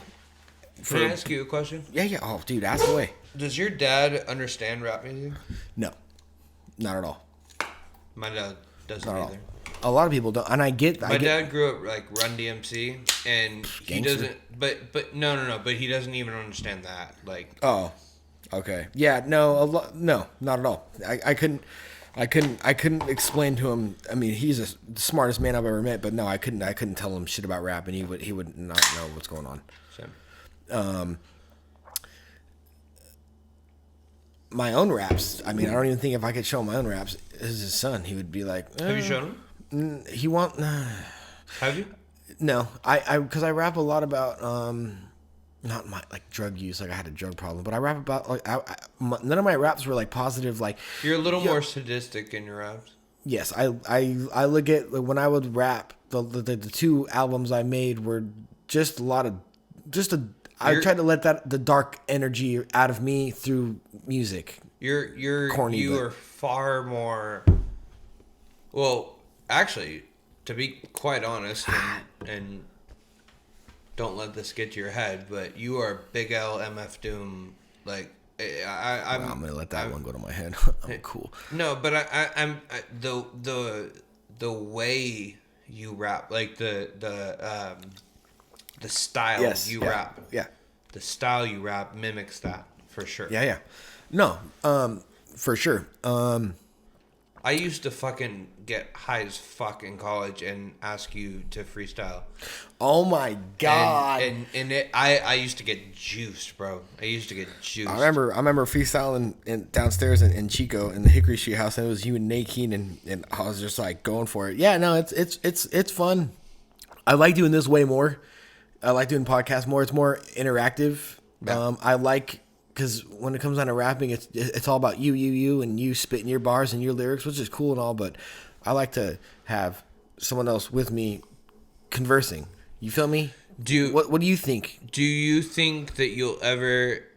So, no, hold on, listen. Do you... Let's say this podcast today hits 1 million views. Do you think you'll ever do this in conjunction with getting back on the mic and spitting some? That's a good question. If this got 1 million views, I would think about doing the next podcast. And do you know what I'm saying? Like if this podcast hits it off, would you consider rapping again? Only to get back on stage. I would only want to. That's it. Oh yeah, I'd want to do it so I can gain a fall. I would want to. The only thing I liked about rapping, and only did it a couple times, was getting on stage. You'd have a live following and a podcast following. I would rather have a podcast following, and I'd rather because it's more. I like interacting with people. Like we were talking about. That makes sense. I like. Not to say my life sucks, but I'm out here I have no homies. Like when you were coming up, like I was thinking about this all week. I was like, my fucking partner Scott's coming up. I'm so fucking happy. Like I get to see my homie. We're gonna do podcasts. We're gonna golf. I don't have instant access to people out here. I'm kind of like you. If you want to do this podcast, you got to drive out to me. More than welcome to stay upstairs, stay on the couch. I got beer for you. I got alcohol. I appreciate. But yeah. So it's kind of a struggle right now to like get people to come out here. Obviously, you're more than welcome, but I like interacting with other people. I don't want to just rap. Rapping's fun, but I like to talk to you. What's up with your job? What's up with your perspective on the fucking news? What's your perspective on this? And like, let me hear your. I want you to continue on with your podcast and interview me or ask me questions however you want. But I will say that you solely and Glenn, shout out. What's up, Glenn? Jesus Christ. Yeah, love that fool. Glenn, I'd be surprised if you hear this, but yeah, me too. You and Glenn are the two people that I've ever heard that can actually freestyle. Off the top of the head? Off top. That's so... I'm so happy.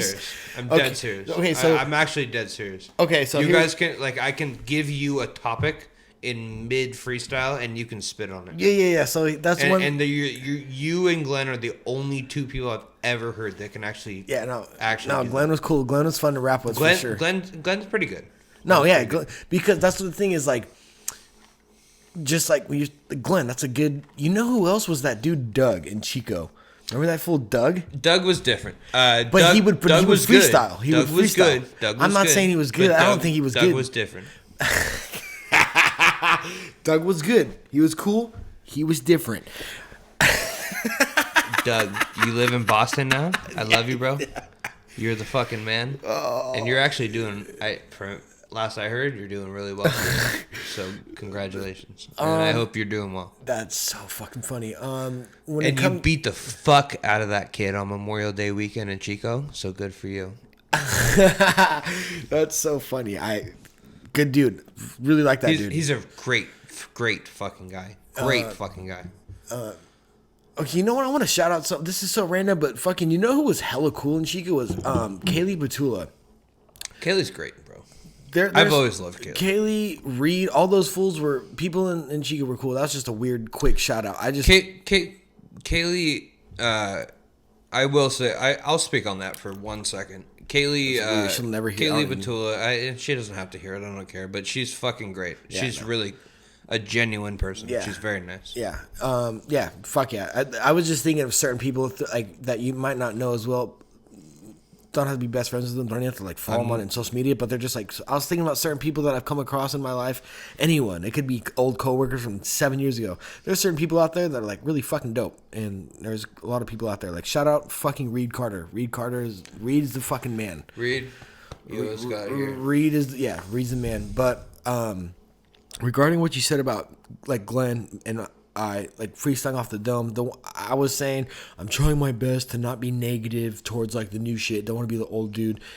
Freestyling. Glenn was never that. No. I'm saying that like how you said off the top of the dome. Oh yeah. Sorry. Everyone says, "Oh, I watch this freestyle." They go on Sway in the morning, and they got this pre-written shit. Wait, hold on. That was cool, dude. When's the freestyle though? I didn't know that's not a freestyle. Everyone on Sway in the morning or Hot 103.5. 103.5. I'm fucking probably wrong. That sounds You know what I'm saying? Is the baby went on there on Sway. I already know. I've seen it. And I'm gonna be honest with you, Skeet. Like, I'm not a fucking mainstream rap guy at all. I know. At all. You know that. I know. I kind of listened to that freestyle. I was like, oh, this guy's kind of going. It was cool. This guy's kind of going a little bit. And then I listened to it like 3 or 4 times in a row, and I was like, this guy has this whole fucking thing written. And I should have known that from the jump, but like, it's so typical on those types of shows now, where you know, not I shouldn't say you, they know from the jump that they're going to be asked to freestyle, and they're not freestyling. They not. have everything written out, and they're looking down at their phone half the time. And it's like, dude, like, I've seen you freestyle while we're fucking smoking Doha in a fucking apartment in Chico. And that's freestyling. Yes. Like, I'm not trying to fucking cut you down, Skeet, but like, fucking, I'm just saying, I know, I shouldn't say I know what freestyling is, but I've seen you freestyle. I've seen a lot of people freestyle, and it's a freestyle. It's not anything written at all. Is that fair to say? Yes, 100%. Those are the type of shifts that I cannot adjust to. I can't adjust to you saying I'm gonna freestyle on fucking Sway in the morning, but I just wrote this and I've been sitting on it for the last fucking 3 months. That's a new song. That's what that is. Or they're premiering a new song, but they're gonna say it's freestyle, and then everyone's gonna watch it and be like, "Damn, this fucking freestyle for fucking days." No. He freestyles for fucking days. Oh, how weird! This is on the new album. Yeah, I was like, what? Didn't you say that on the album you just... Wait, that freestyle that you just said on Sway is now on the new album? And it's funny because a lot of people hate on me. A lot of people I know hate on me personally for 2 things. 1, because I call out that shit. Like, it's not a freestyle. But 2, rappers that rap over their lyrics at shows. See, that just made your head move because you already understand what I'm saying. And people hate on me. Dude, it's the new thing, bro. Like, you know who did Sway the best? King Los. King Los? I don't know. 100%. You know who did Sway equally as best? Childish Gambino. Oh, yeah. When he was wearing this little beanie. Childish Gambino. Yeah, no. That fool's sick, dude. That fool's dope. Childish Gambino did Sway, and he talked on it. He talked over the mic, but it all was synthesized with the beat that he was on and rhymed. Yeah. It was actually pretty wild, and it was never once heard on a record. Ever. Oh, yeah. It was never a song. Yeah. It was never a song. It was a true freestyle. And he talked on it. It was never... yeah. Do you know what I'm talking about? No, yeah, that's Childish Gambino is an actor, rapper, whoever the fuck you want, he's however the fuck you want to call him. Person. He is a talented guy. He's a very talented guy, and he found his way on Sway, and that was very impressive to me because I think he almost got put on the spot. Yeah, and he lived up to that for sure. Yeah, I just think it's not even the kids' fault. Like the younger consumers these days that are watching it, it's not their fault that they don't understand. But it's like what's being pushed out there. We can talk about like Ukraine war or TikTok videos, but if we're talking about rapping right now, it's like they kids these days, like the younger kids that go on their YouTube, they think that these are freestyles. They don't know, so it's not their fault. But as a rap nerd and someone that has gone on stage and has rapped without the backing vocals, it's like you don't respect like hip hop when it comes down to rap. I'm like a metal, grunge, fucking techno, whatever the fuck. I'll respect. I love all types of music, but when it comes down to like the art of rapping, yeah, man. I mean, that's another reason that I kind of don't want to even be a part of it. It's just so watered down and weird and cringy and. Can I ask your opinion on something? Yeah, bring it on. I'm gonna tell you my opinion first on one particular group, and then I want to ask your opinion. Yeah. And then I want to hear more questions if you have them. But Migos. God. So, I'm going to tell you my opinion. When they first came out in like early 2010s. Yeah. So like yes. 2011. Yeah, 12, I was going to say 2011. 11, 12, 13. And I thought they were fucking a joke. Honestly, I thought they were a joke. I don't know when. I couldn't give you a date when. But they all kind of went, I don't want to say independent. They all started doing their own thing a little bit, like putting out their own records or something like that. And then, but still doing group stuff as Migos. Mm-hmm. I don't listen to Migos at all. I don't. I mean, whatever. But I think that all three of them have become much more credible. Is that fair to say? I couldn't tell you because I don't know. I haven't listened to them since like 2015. The last time I listened to them genuinely was in Chico, and they did some shit with Mac Miller. They did a song called Jabroni. Yeah, that's. You know that song? Good song. That song's sick as fuck. So with Migos, my opinion.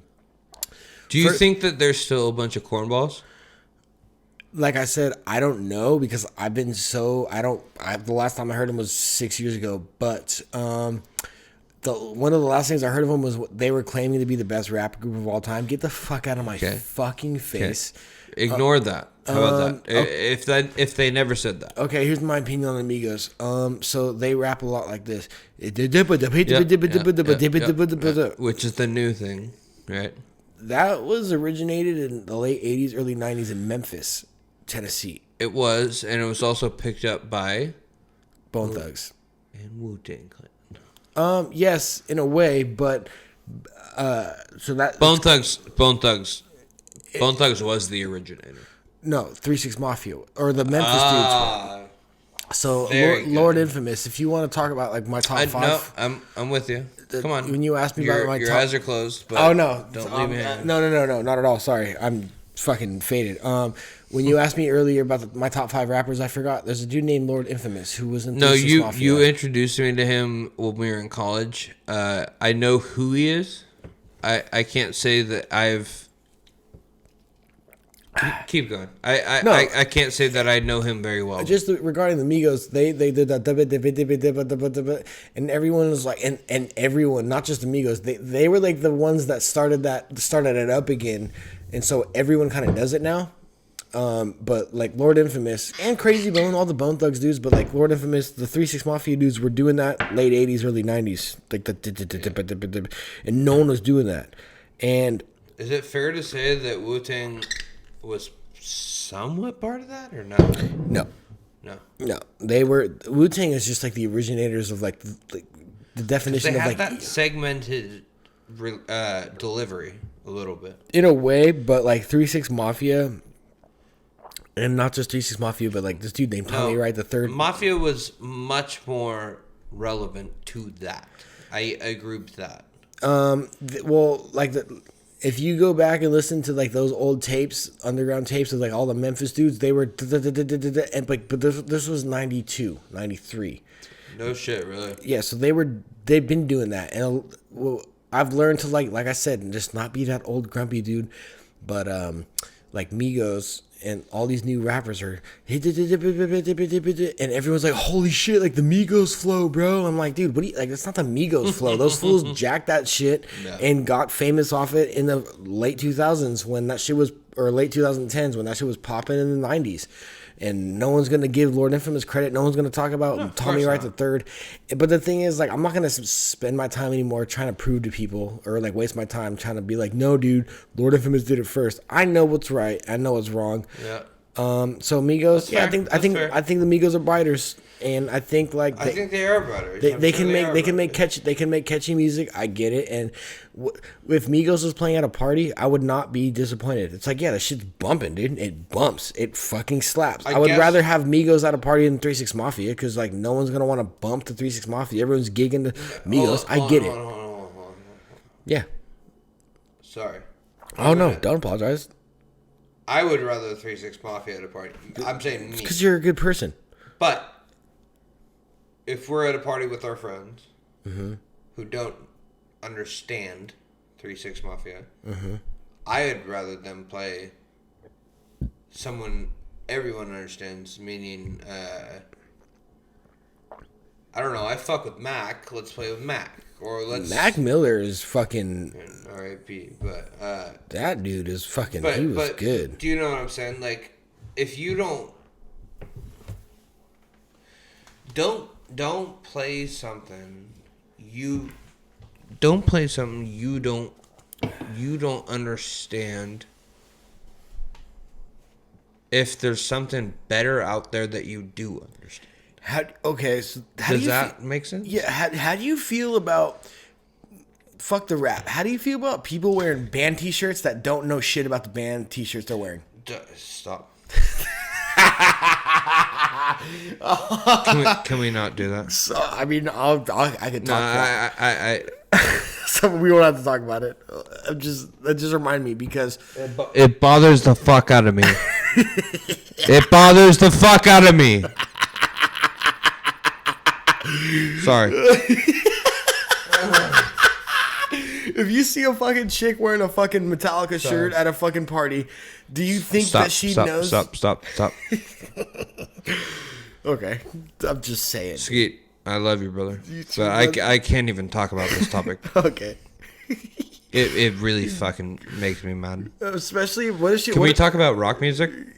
Yeah. Rest in peace, Taylor Hawkins. I think it's... No. See, the only reason I'm saying this is because what you just brought up, like, actually bothers me. Yeah, you had to turn my mic down. It oh my god, that's so fucking funny. It actually makes me upset. No, it makes me fucking livid. It makes me upset.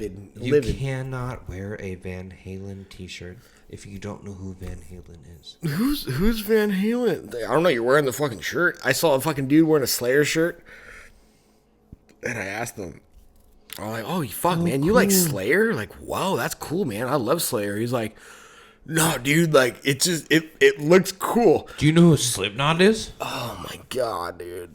That's the thing is like, hey, have you ever heard of Alex Van Halen? Yeah. Who's No. Alex Van Halen? Oh, have you ever heard of Is Alex Van Halen an influencer? Is Eddie Van Halen is Eddie Van Halen? Does he have a lot of followers on Instagram? No, he's fucking dead, bitch, and he's one of the best guitar players. Doesn't matter. It hurts my No, heart. it hurts. It hurts my heart. It hurts my soul. It hurts my fucking ball sack, dude. It hurts everything about My me. ball sack tingles. Mine's tingling too. It's just why the fuck. I used to get mad at kids wearing Thrasher shirts because, like, you obviously don't skate. You don't skate. You don't know what the fuck. You don't know what between a switch and a fucking fakie is. But I understood, like, okay, I get it. It's trendy. But why the fuck are you gonna rep a band and you don't know the fucking band? I never skated. You know that. Yeah, you never wore a Thrasher. Right? You did. I've never seen you wear a Thrasher shirt. And if you wore a Thrasher shirt, I wouldn't care. I never even wore Vans. The only thing I wore Vans was these. Well, it's the best shoes of all time. Which is, I think, okay. No, you're a fucking yeah. Of course, dude. Those are the. I guess I'm talking about like Thrasher, dude. No, but I'm agreeing with you. No, yeah, no. I trust me. I totally understand. You cannot do that. That's not okay to me. That's not. If I saw anyone wearing an Alice in Chains shirt, Oh my that god, doesn't know Alice in Chains, I might actually be in trouble. I might do something that was not okay I might to someone. punch you in your fucking throat. Yeah. So don't do that. Don't do that. But that's equivalent to what I'm saying. Yes, it is. It's the same shit. I never was a skater. I've never been a skater. I can't skate. I don't know how to skate. I don't know what the fuck I would do on a skateboard. I don't wear skate stuff. And it's not the only thing that I wear skate stuff is Vans. Yeah, and but I think that's normal. But yes, and even if you did wear Thrasher, I wouldn't be like. No. I'm just talking about specific metallic. I'm still saying no. But like, imagine seeing if I saw a dude wearing. I was in a party. I was at a bar in Newport Beach, and this big ass motherfucker Are you was saying wearing. This from actual? You were there? Oh yeah, no, I was there, and this big ass motherfucker was wearing a Nirvana shirt, and he was in the middle. Hard to argue with. He was in the middle.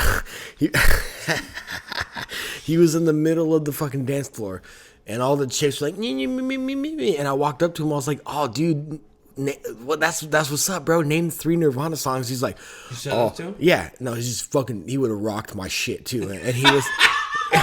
This fool would have beat my ass. But I was like, name 3 Nirvana songs, dude. And he was like, honestly, bro, I just like the shirt. And I was like, all right, fuck it. I can't even disrespect that shit. Really cool, bro. Yeah, I was like, you know what? Fuck it, dude. But just so you know that you're the longest podcast so far. I knew this was going to happen. You're a fucking legend. We're not done. Ooh, I fucked you. Yeah, you're not a good person, dude. Take that Nirvana shirt off. Sorry. What made you like, what? It doesn't matter to me. Obviously, you are welcome whenever the fuck, but what sparked you to like, be like, I remember I was sitting in a coffee shop when you texted me because I was editing a podcast of my dad, and you're like, let me hop on the pod. Text me, I was like, what? I was like, fuck yeah, dude. Like, what do you mean? Of course. But I was like, Scotty? As much as I know Scotty and love Scotty, I was like, damn, yeah, that's right. Like, fuck yeah, dude. Like, what made you like be like, yeah, dude? I love podcasts. That's what it is, because I didn't know. When you're naming off comedians, and I didn't think I'm the gatekeeper, but I was like, Shane Gillis, and you're like, oh yeah, and like Mark Norman, and I was like, what? Yeah, what? Fuck yeah. I told you earlier, I don't, I love music. I love music. I that's like my main thing, I guess, but I don't listen to music to and from work or on drives anymore. I listen to podcasts. And when I heard you were doing a podcast, I was like, dude, yeah, fucking put me on. I want to do it. I was very happy when you texted me, because I was like, well, first of all, I was like, oh, well, that could be a 4-hour fucking podcast right there. We might go 4 hours. This is by far the longest one, and I love it. I'm watching it right now. I'm like, this is funny as fuck. What do we got? 2 hours. Yeah. I've never hit that. You tell me when to shut up. Shut up, dude. Yeah. Now I gotta figure out the fucking like cameras being all weird, but I'm happy that you like podcasts, and when people don't, I don't judge them at all, but when people like don't really get the whole gift, or not the gift, the whole gif of things when it comes on a podcast and free flow conversations, and they prefer to just kind of like watch the news and like maybe listen to like the new mainstream album, I'm like, dude, like I really want people to expand their minds as much as possible. Yeah, for sure. I want you to expand your horizons. I'll say 2 things to that. One, I enjoy podcasts, and that's not you. I enjoy podcasts as a whole. Yeah. In general. And that's what I listen to when I'm driving to work or when I'm fucking driving 3 hours to you or whatever the fuck it is. But two, I enjoy hanging out with you. I enjoy being with my boys. I enjoy chilling.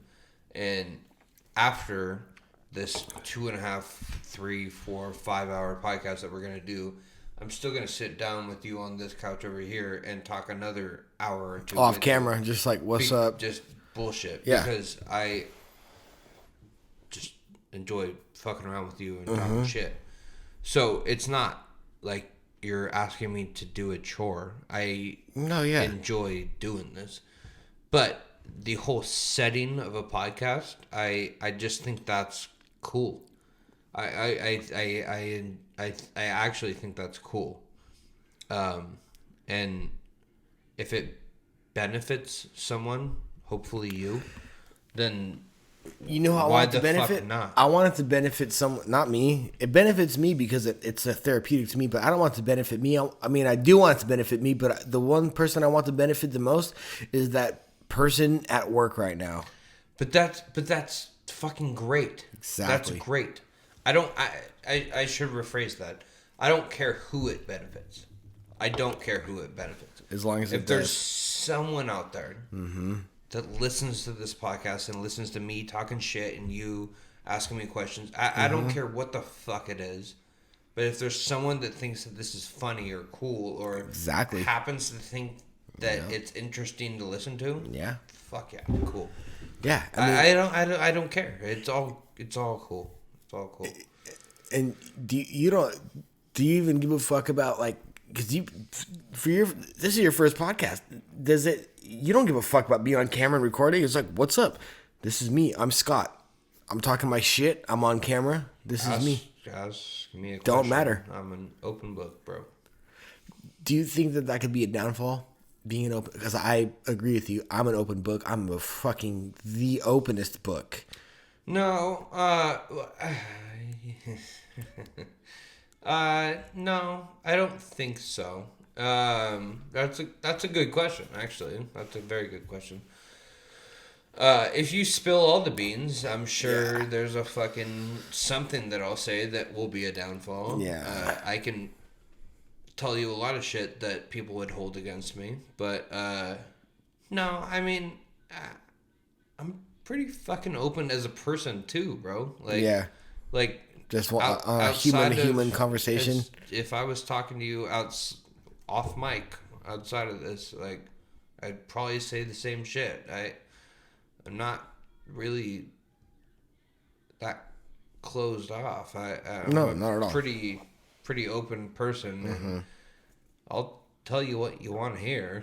You know what I mean? I'm sure there's shit that I would rather not share on a podcast. Yeah. But, Oh, yeah. it's really like there's really not much about my life that I'm trying to hide, if anything. Yeah.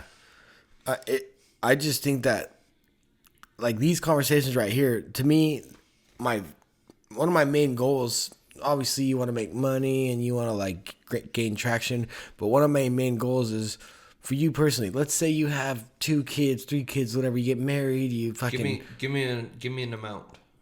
Of what, kids? Yeah. Or something. You have 3 kids. Okay. They're all...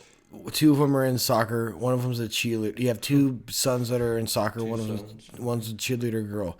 3 kids. Whatever the fuck.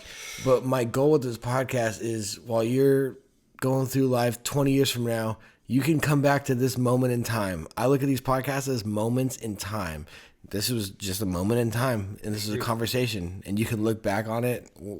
Unless fucking YouTube wants to come through and fucking censor my shit. Fuck you, YouTube, because they do that shit. But I look at it as in, you can go through life, blah, blah, blah, career, project manager, 10 years from now, and you can come back to this podcast and search it up, Stay Earthy, or Off Tops, Oscar DeYoung, episode 9, Scott. And you can watch it, and this is just a moment in time. Your kids can watch it. That's all I'm about, dude. I just want to fucking document this shit. I'm going to show my kids this. That's good. I hope. You guys are going to be grown. You guys are going to be grown by now, by the time you're watching this. But Your dad's cool. I lived with him. We partied in Chico. I didn't do that many drugs. Yeah, no, not really. He did, but he's just saying that because we're on camera. Oh, dude. Do you think about like your party days, your drug use? I'm not making. Here, I'm an open book. Do you think like holy Spit shit? Have you been in a situation with your drugs, your drug days where you're like, fuck, dude, I'm like low key like fucking up right now. Yeah.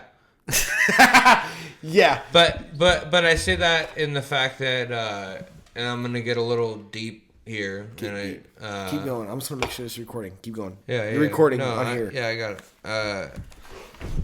I only say that in the fact that like I never thought that myself, like I was fucking up. Don't like. I went deep, but like I never went like deep as far as like hard drugs. Like I never did H or meth or anything like that. Like that's never been my prerogative. But that being said, I did a lot of other fun drugs, if that makes sense. And in seeing our boy, my best, your best friend and one of my best friends too, growing up, our boy passed away. Tommy Druhan. Mr. Tommy Druhan, rest in peace. I love you, brother. Yep. Oh yeah. Oh yeah. I love you, brother. But seeing that happen really changed my perspective, honestly. And I didn't think it necessarily would, because I've actually seen other friends who were not nearly as close to me, but I've seen other people that I knew pass away from drugs. Mm-hmm. And this was the one and only so far that actually had like a lasting impact Oh yeah, on me. thinking about him every day. Yeah, honestly, same with me, and you were closer with him than I was, but like this is the only friend that like had like fucking have dreams about, like Oh yeah, fuck. like Jesus. I sound weird right now, but like No, not at all. I think about Tom all the time, and yeah, what I'm saying is the drug use in high school and college was certainly excessive. I had my fun, but with that being said, I think there was some form of moderation when I was doing that. Mm-hmm. And I grew up in a pretty fucking good house, a really good house, and my parents were astonished. My parents would be astonished if they ever figured out that I was doing Drugs. in general, yet alone the drugs we were doing. And like I said, we weren't doing fucking meth or heroin or anything crazy. That's not what was going on. But No. we had fun, like, a little acid here and there, a little fucking shrooms here and there, a little sniff here and there. I was a sniffer. You could say whatever you want, but it gained a little bit of perspective in my life because I had so much fun doing it and I did way too much of it. And then I reached a point where like, oh shit, like fucking Tommy kind of changed my perspective. Mm-hmm. It's like, oh, this shit can kind of get real. Mm-hmm. I thought I was invincible, basically.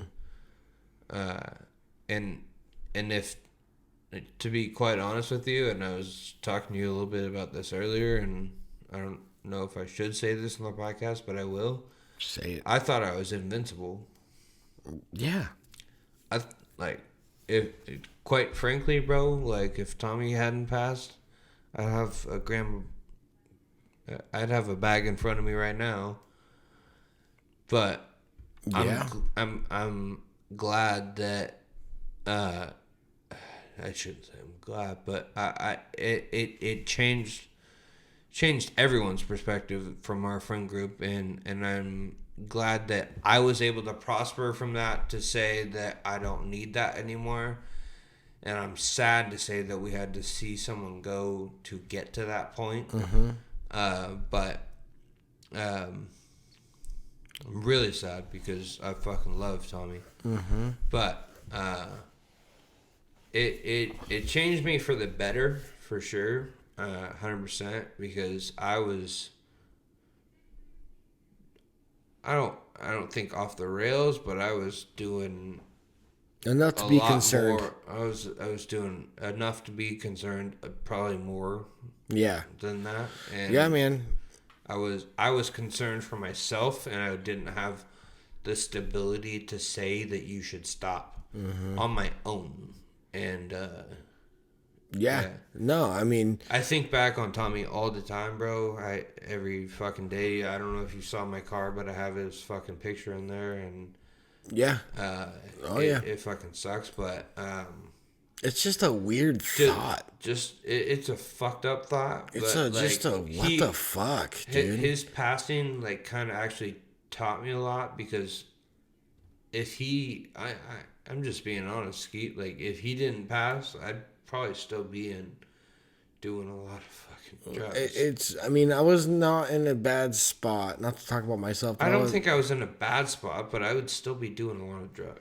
Yeah, no, because I mean, I've been there, man. But when whatever the situation, blah blah blah, I was already like kind of like on the up and up, kind of just not up and up, but fine. Yeah. But it definitely was. I was like, yeah, dude, like don't fuck around, dude. Like don't just stay away. Just it's not whatever the fuck's going on in society, like in the world right now with the fucking the shit that's taking everyone out, just don't fuck with it. Like, I've had certain people very close to me, I'm not going to name who they are. Can you get me Molly, or can you get me, not that I have access to it, but can you just Coke, Molly, whatever. It's like, dude, just don't touch it, dude. Whatever it is you're trying to do, just don't touch it, man. Yeah. Just don't touch it. Which is completely true, but also you have this like stigma. At least I had this stigma that like, I'm always gonna be cool.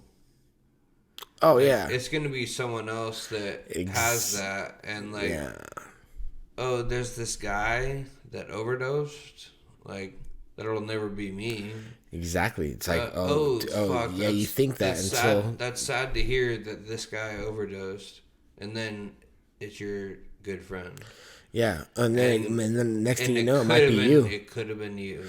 People say it should be you. It should be if you. I mean, you play stupid games, you win stupid prizes, and that sounds fucked up, but it is what it is. It's as true as it can come. And I have people that I know, and like I mean, you knew Tommy in high school, right? You met him.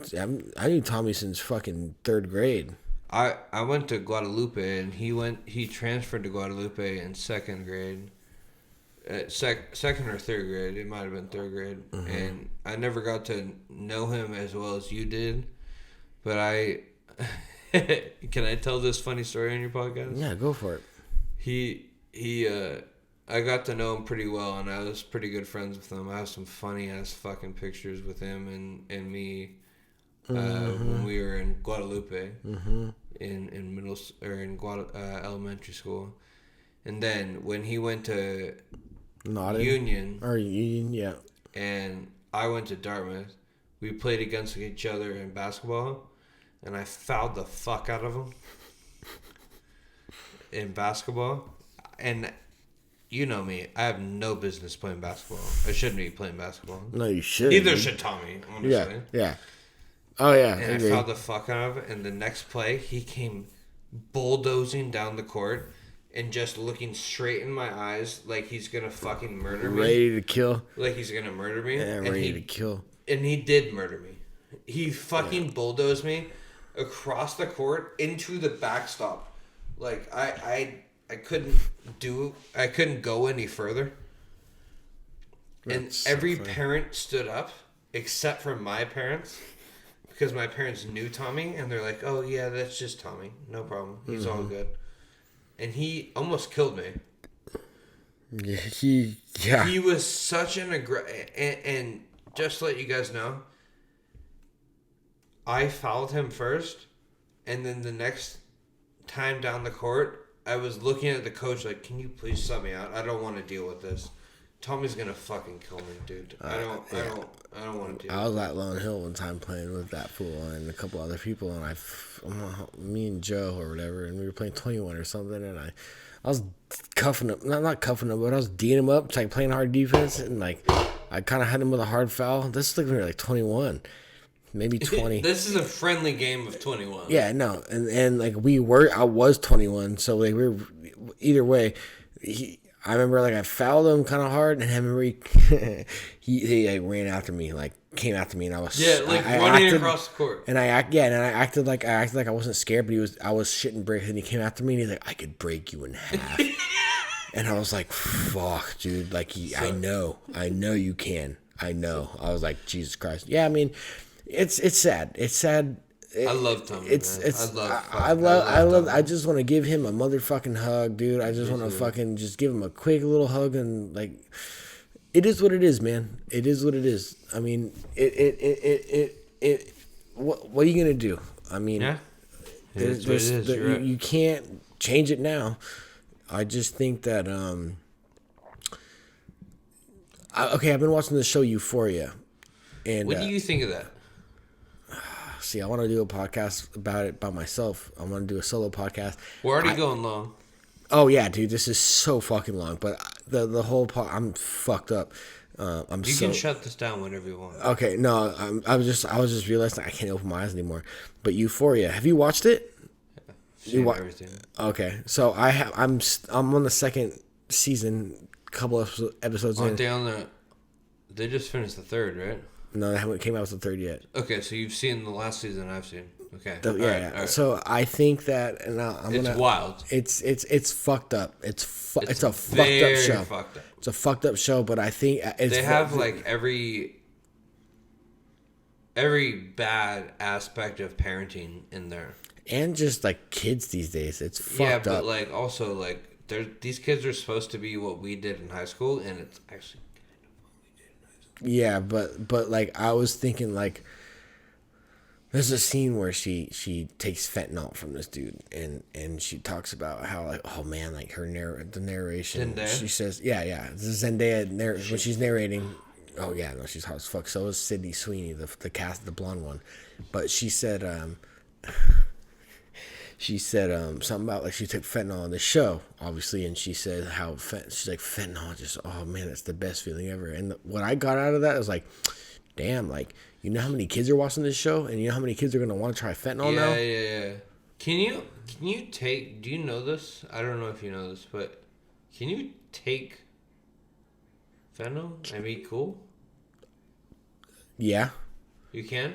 There's a lot of people addicted to it, like heroin. It's the new heroin. I'm not gonna. There's a drug that's a drug you can do. Apparently, you can take it and be addicted to it and have to rely on it, which is weird because I always hear that like it takes like 1/4, and it's true, and that's true, and it can kill you, and it can kill you. To me, it's just wild that there's people out there that are addicted to it. But to me, it's even more wild that this show. This little bitch is fucking doing fentanyl in the show and then narrating how awesome it is. And I just think about how many kids already are watching Euphoria and they're just point. Like, wow, that's cool. Next time I get offered some or like I see someone at a party, I want to try it. Zendaya in that show Euphoria did it and it seems awesome. Let me try it. Next thing you know, motherfuckers are trying it and then dying. Good point. That's what I got out of it. I was like, this show is fucked up. Am I going to watch it? Yeah. Am I a hypocrite for saying that? No, because I fucking paid for it. But, yeah, that's what I got out of it. Like, there's a bunch of fucking underage sex and cheating on each other, doing a bunch of drugs, fucking blah, blah. I was just like, this is fucked up. Like, I've gotten in arguments with my girlfriend who I've dated for almost 4 years now over that show. Oh, really? Because... She's like, what if you did that to me? And I was like, hold on.